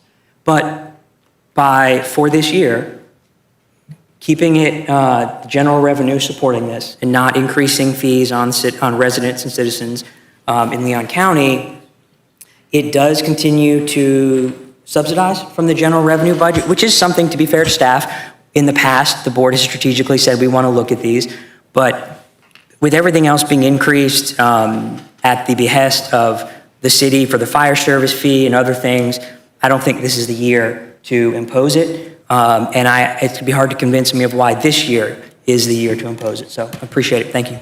Thank you, Commissioner O'Keefe. Commissioner Cummings, you have the floor. Thank you, Mr. Chair. I think we're all sensitive to assessments and to increases. Any increases that's going to increase the assessments and the taxes on our residents in the unincorporated area would impact all of us. So we are sensitive to that.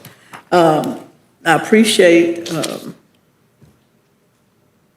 the motion that has been made for no increase this year. But quite frankly, when I looked at the proposals for scenario 3 that recommended every other year, I thought that was being very consistent and conservative as far as our county employees are concerned. We're looking at the first increase next year, 2026, based on scenario number 3. No assessment, 2027, go back, 2028. And quite frankly, with this assessment beginning in 2026, Commissioner Maddox, we should know, I would think, next year, what the legislature will do, what the legislature will have done. So that was my analysis and my thinking when I looked at the recommendation from staff and from the county administrator. I'm not going to outright oppose your motion, Commissioner Maddox, but Commissioner Minor. But I think staff did a great job in the explanation that we have, and I think was very sensitive to our unincorporated residents by recommending every other year, and that's the gradualness of the cost and the assessment on our county employees. And I also consider the fact that for over 30 years, the county has subsidized from general revenue, specifically so that our residents in the unincorporated area didn't have to pay this solid rate assessment, anticipating that there will probably be some budget changes next year. I think it's important that we are conservative and that we look at probably maintaining as much of our general revenue as we can so that the services that we generally provide to residents, if we are forced to make some budget cuts, if we are forced to receive less in general revenue than we normally do, that we have sufficient funds in our coffers to make up for those services and to make sure that those services are not lacking for our citizens. So I'm ambivalent about it. I think that it shows that we are concerned, that we're sensitive to increases in assessments for our citizens. But I'll listen to some of the other commissioners, but I thought that recommendation was a good recommendation. Thank you, Mr. Thank you, Commissioner Cummings. Commissioner Proctor, then Commissioner Maddox. This feels so crazy.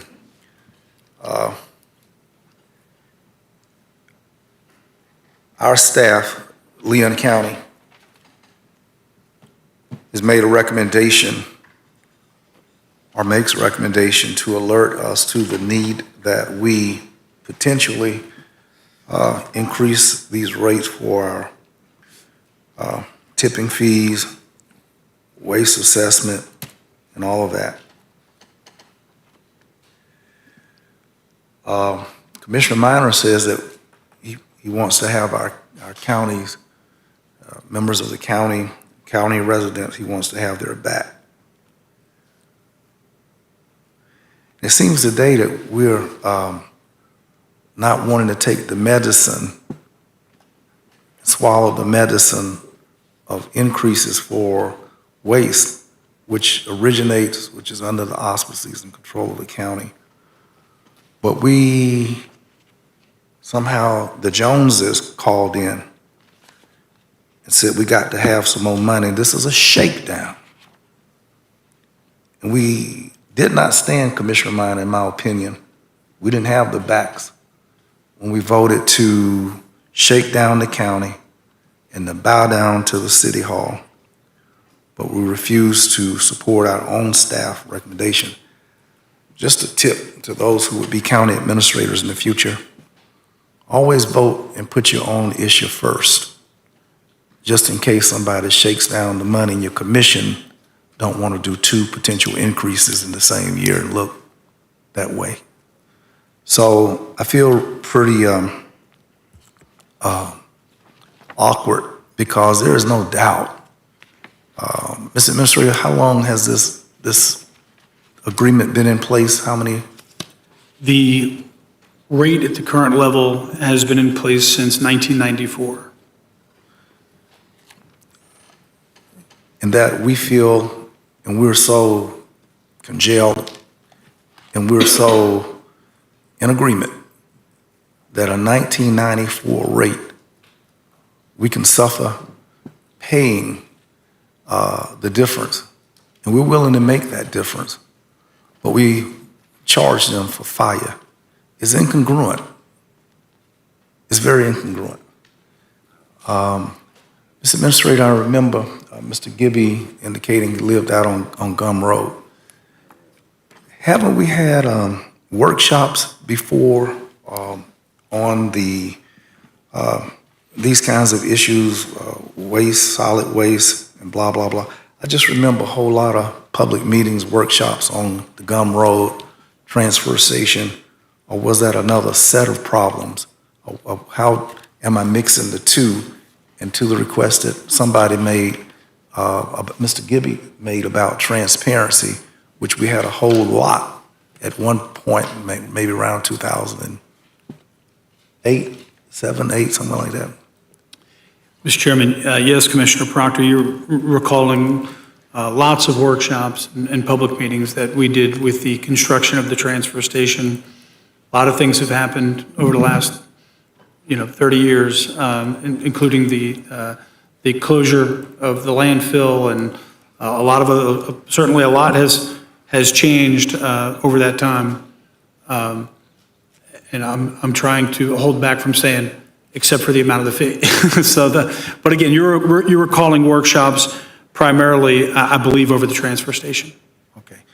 All I'm trying to say is that, commissioners, we have denied our own pockets, our own selves for 31 years. 31 years. We've been willing to toe the line, offset the difference, and all of that in this area. But the city has an agreement with us that runs for 2 years. 2. And we're willing to not allow them to feel pain, but we feel pain in our own game with the same residents. Something is incongruent that we suffer ourselves and deny our coffers the coverage for 31 straight years, but the city feels a little discomfort and says, hey, we need y'all to ante up. This is unreal. Thank you, Mr. Chairman. Yes, sir. Commissioner Maddox, you're up. Commissioner Proctor, you said it well. 31 years of the same fee. I think, Mr. Administrator, I've been here for a couple of those workshops, one of which is where we talked about, as you mentioned, closing all our rural waste service centers. God rest her soul. Commissioner Sauls at the time spoke up for Fort Braden, and we decided not to move in a direction because she spoke so strongly. And if anybody has been watching our meetings for a while, you know, if it's anything that Commissioner Sauls spoke out against strongly, it was us closing those centers. And so I do remember those conversations that we have had, that we had in the past. And I think that was the first time I was introduced to Mr. Gibby. He came and spoke to us a couple of times. So good to see you. When you walked up, I was like, I hadn't seen that face in a long time, but it's good to see you. I hope all is well. I'm looking at table 2, and that is mind blowing. We are absolute the lowest of 10 counties by $58. Even if we went up to 84 this year, we would still be the lowest of those 10 counties. Is Hernando like size, Mr. Administrator? Very close. Yeah. And getting bigger every day. Madison's not. Madison's a little smaller, isn't it? This was a comparison of operations, not population. Yeah, I know, I understand that. I think for the record, what I'm trying to get across here is that what we've done in the past is we've been able to subsidize those costs now for 31 years, as Commissioner Proctor and Commissioner Minor, as well as Commissioner Cummings brought up. But we are $100 or so less than what we should be recommended in this study, and that would still put us in the bottom third of this 10 county city list that we're talking about. You know, when I think about it, eventually we're going to have to deal with this. This is not something that we can continue to do. Commissioner Proctor said it right. You know, is it a pitting one against the other? If we do fire, we can't do the solid waste that we absolutely need to do. I remember one year, some years back, Commissioner Proctor, we were, and Mr. Administrator, you may remember this, we had some fees, about 2 or 3 of them we had to deal with. I think we actually went with 2, and then I think solid waste was the one we pushed down the road, I believe. Is that correct? You remember? This is a hard one because, you know, I do want to be considerate of our unincorporated constituents. But at the same time, I also know if it's not this year, it's next year. Not next year, it's the year after. What does our reserve look like? How long can it sustain us? Rashad, I would defer to you. It's not a matter of reserve, it's a general revenue It's subsidy. general revenue subsidy? Yeah.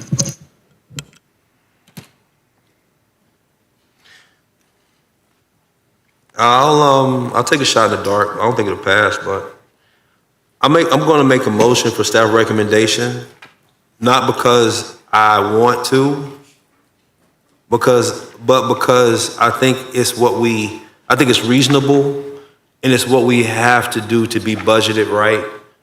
I would love to be able to sit up here and say that I'm going to go with Commissioner Minor. I will go with Commissioner Minor's motion if this fails, but I can't sit here with a good conscience and watch us continue to. All I'm doing, well, let me say it this way.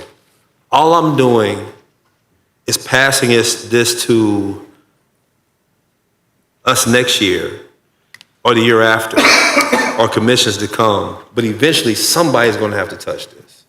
Somebody's going to have to. And I do think the $84 over the next, I think it's not next fiscal, it's this fiscal year, then we skip one, then it's 84 the next, I believe, correct? Until we get to 134, which will be, how many years old? 2030. It's the best, I think it's the best we're going to, the longer we wait, the more we're going to deal with it. I'll go ahead and make a substitute motion for staff recommendation. All right, we have a substitute motion for staff recommendation. Is there a second? Second from Commissioner Cummings. We are in discussion. Commissioner Proctor, you're in the queue. As Commissioner Maddox has said, very, very hard. It's hard to jam and to send out two different trim notices or tax notifications of increases or fee, whatever you want to call it, and the people call it taxes, and that we're now scheduling ourselves to take that risk of putting two different notices on the street. That's not a good report card. We get that. But it's hard to support another man's house and don't support your own.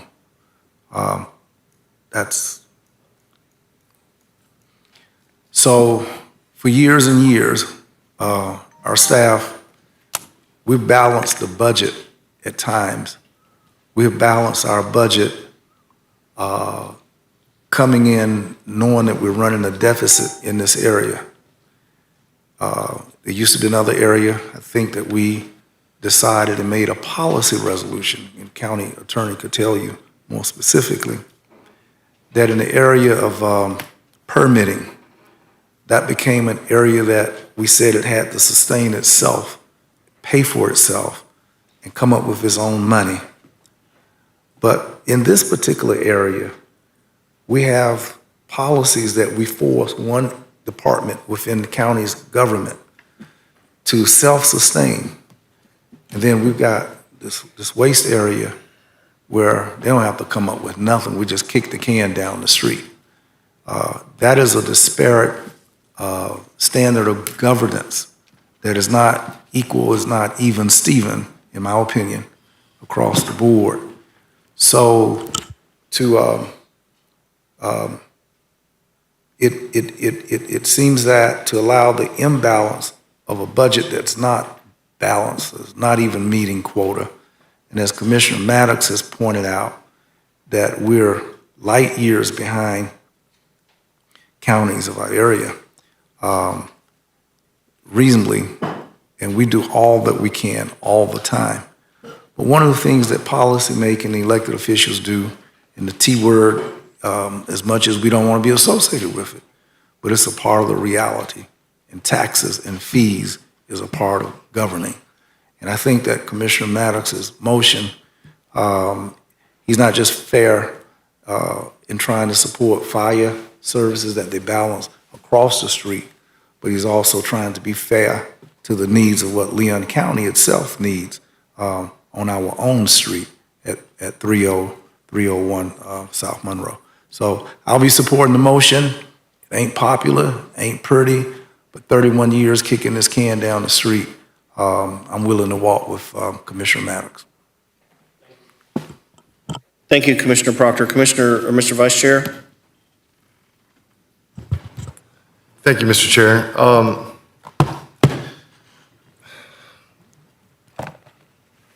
This has been a very frustrating meeting for me, guys. I don't know how, as a board, we sit here and talk about affordable housing over and over again, and then we sit up here and are voting to increase the cost of living for residents across Leon County.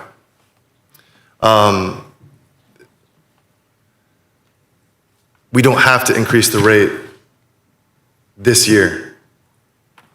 We don't know what the next budget season looks like, but we don't have to do it this year. And guys, this is just very frustrating.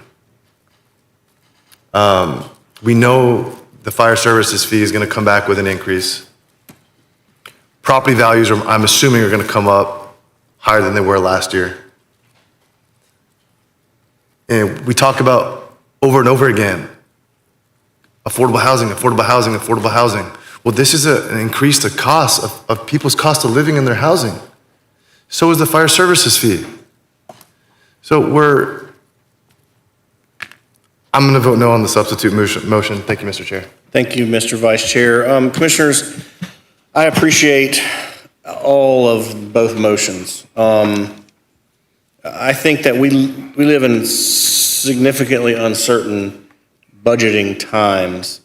And I think that I think everybody's right. Commissioner Minor, I think your sentiment is right. It's a timing issue. It's not great considering the fire services fee, which, as we discussed at length, we're kind of handcuffed in regards to. I also agree with Commissioner Maddox, and I think that the public needs to know that this is going to have to be addressed at some point. Should we rip the Band-Aid off now and get it over with? I think the phased approach that staff has presented is reasonable and responsible. 31 years. I mean, really, we should be celebrating the management of Leon County right now, whether we talk about MSTUs that we had to raise last year after 20 years, and what other stuff have we delayed for a long time and underwritten with other things with general revenue? I mean, we have prolonged some of these things for as long as humanly possible, but to the Vice Chair's point and to Commissioner Minor's point, these kinds of things increase people's cost of living. And it's not unreasonable to think that after the legislature figures out what they're going to do with property taxes, that we're not back here having to cut this whole program flat out or raise this fee. And so I think you have to sort of pivot in the environment that you're in. And if you're in an environment where things are happening quickly and the trickle effect, the drip effect of fees and assessments and taxes, again, I would assume that our assessments are going to come back with an increase this year. I think that it's probably not a bad idea to kick the can one more time, but I think that we as commissioners need to also articulate to our communities, this is going to have to happen. And next year is probably the year it's going to have to happen. I don't think you're going to have any more certainty from the legislature next year than you have this year. Maybe you will. But, I mean, either we go to a user fee model where it's simply you pay for the services that you use outside of the tipping fee, right? The solid waste site fee, or you just acknowledge that we are at $40 a year. Is that correct? Correct. $40 a year, and you look at these other counties that assess the same thing the same way. We are so far behind, it's unbelievable. It's almost irresponsible. So I think it's important for the public to understand that this is one of those things that's going to have to happen. And I think if it was my own household, I would just go ahead and endure it. But I think that we have this and I think if we didn't have the fire services fee thing, we would probably unanimously be just, let's get it over with. But the fire services fee being uncertain in and of itself, how much it's even, I mean, I guess we know how much it's going to be, but how much the city is going to agree to acquiesce, we don't know. So I just think that it's prudent to hold off on this one and wait until next year. But I'm going to say now that assuming this comes back next year, I'm probably going to have to roll with it and approve it. So Commissioner Maddox, you want to close this out? Well, Commissioner Miner's in the queue. Well, Mr. Maddox, can you? I'm going to go ahead and withdraw my motion. I'm persuaded by your argument, Commissioner Caban's argument. I want us to understand it, and I want the general public to understand, we got to deal with this at some point. Yes. We absolutely have to. If it's not this year, it's next year. If it's not next year, it's the year after. But we have to deal with it. It puts me at a very. I try to make very responsible decisions, and honestly, I don't feel good about this one because I know budget-wise, for as long as we've kicked it, it doesn't seem responsible. But I agree. Our folks may need some relief, given what we've had to do for the fire services fee. But if they need relief this year, they're going to need relief next year too, because no telling what this legislature is going to do to us. So I'll go ahead and I'll withdraw my motion and see what happens with the original motion. I don't feel good about it. Thank you, Mr. Chair. Thank you, Commissioner Maddox. Commissioner Miner, we're back on your motion, and your second was me. So I'll go right ahead. Sounds good. Yeah, I think I can just wrap this up really quickly. First of all the points you've raised are really good ones. You know, I agree with probably 95% of everything that all of you have said. I don't feel good about it, Commissioner Maddox. It's not the best financial management practice is to continue to do this. I totally agree with that. Quick question for Mr. Chairman. Quick question. For how long have we been paying the subsidy? It's been at least 15 years, but for how long have we been paying the subsidy over the $40 fee? Early 2000s. Early 2000s. So maybe 20 years, right? Which is, for each of those 20 years, we've been doing that because we didn't want to put a burden upon our residents. And I get it. We should start to phase out the subsidy. I think we all agree on that. It's the prudent thing to do. It's the financially responsible thing to do. We've been kicking the can for 20 years. We've been basically reducing the burden on our unincorporated residents for 20 years. We're living in incredibly uncertain times right now, not just for us as a local government, but also for everyday people. For every family out there has no idea what the future holds. Inflation is going high. The uncertainty is at a level higher than I bet it has been for the last 20 years when we have had the subsidy. So I agree with what you're saying. We need to phase this out. What my motion is all about is not now. Let's find out exactly what the fire service increase is going to be. Again, we have no control over the city's increases. We have complete control over this. So let's wait one more year. Hopefully the storm clouds will clear up a little bit. Maybe they won't. We may have a better idea of where we stand in terms of the fire service fee increase, as well as what the legislature might do to us and other local governments. So that's the spirit of my motion, and I appreciate your support. Thank you, Mr. Chairman. Thank you, Commissioner Miner. Commissioner Proctor. Chairman, whose motion is on the table? Yours? Commissioner Miner's. Commissioner Miner. All right. What was the motion? What's your motion? 5 and 6. 5 and 6, okay. Well, how we get to your motion? I thought we had a substitute. He withdrew it. Okay, good. I appreciate that, and no disrespect to the county's administrator, but I went to our budget director, and I wanted to know how much money if we kick the can down the road, how much by our not imposing an increase, how much are we making up that difference? The subsidy is projected to be $3.8 million next year. All right. Now, I'm willing to go this way because I also want to know, and, forgive me for thunder and lightning, how much do it cost to give our county employees a raise? How much is that?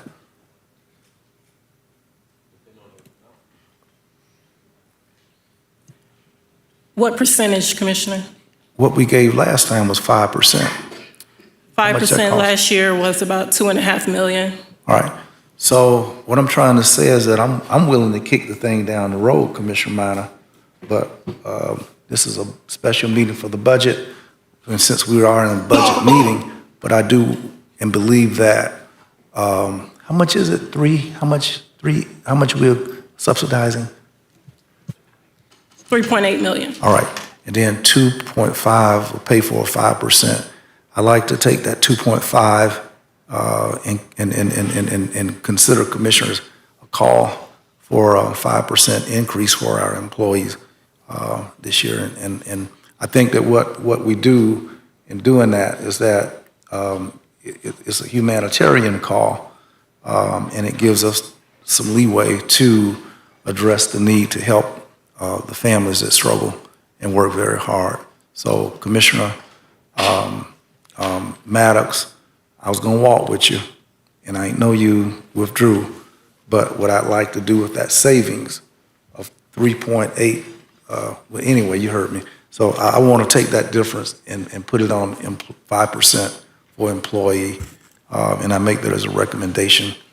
Do I need a motion or something like that? I'm a little confused. Rashonda, could you explain again what he's trying to do? I don't understand. Well, the motion on the floor is for option number 5 and 6. Right. Not to implement the new fees, so there won't be any savings in 26 now. Correct. So there's no savings. We're not employing the fee. We're still subsidizing to the tune of $3.8 million.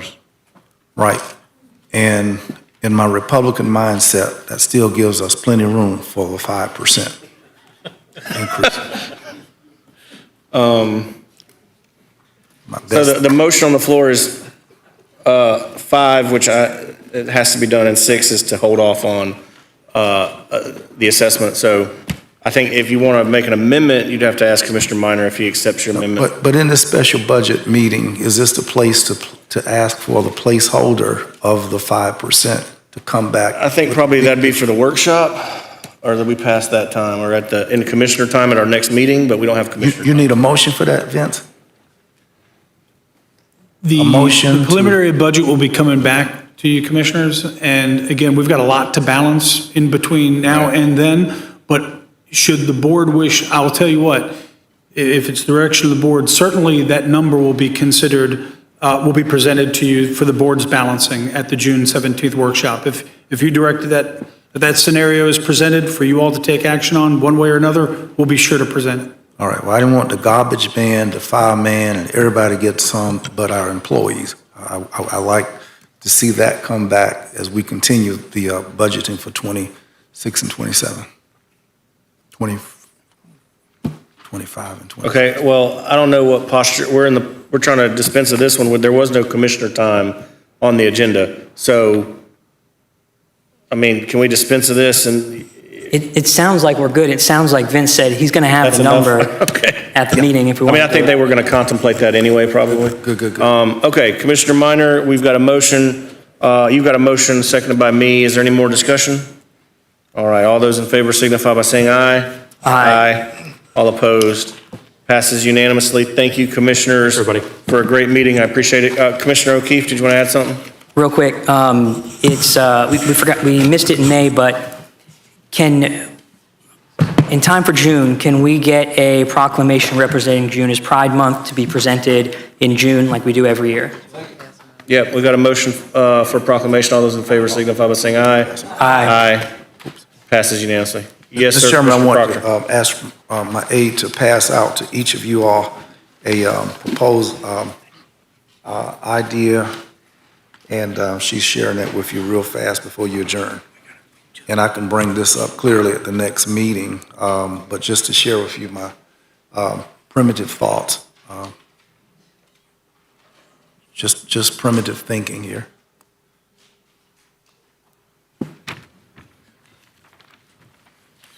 And I won't even put it in the public domain, just, for your brains off the, and I'd like to see if we could agenda that for these things for a discussion item, the two different thoughts. That's okay? All right. Do I need a motion for it to be agended? It probably needs to be in a regular meeting. I mean, we just did agenda proclamation for June, so, I mean, it definitely needs to be an agenda item, I would think, Commissioner Proctor. So if you want to ask for an agenda item, I would entertain it. Okay, I'd like to motion an agenda item to address the, what I've put before you. Okay, we've got a motion for the establishment of a citizens council in each commission district. Commissioner Proctor's idea, staff. Are there any major hiccups with an item coming back in regards to this? Can you analyze that? I'd be willing Just to that sit. we'd be happy to formalize any of this, bring it back for board's consideration, an agenda item. It looks to me at first blush that any individual commissioner could do number one if they wanted to. Right. At any time, unless there's any kind of a budget associated with it. And certainly we could bring back recommended solutions, but loitering is currently a crime and currently has a set of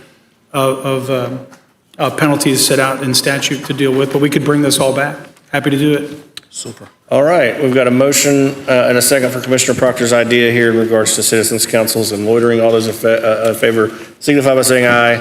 Aye. Passes unanimously. This item will come back with all the deets. Commissioner Caban. Motion to adjourn? All right, we have a motion to adjourn. All those in favor? Aye, we are adjourned. Thank you.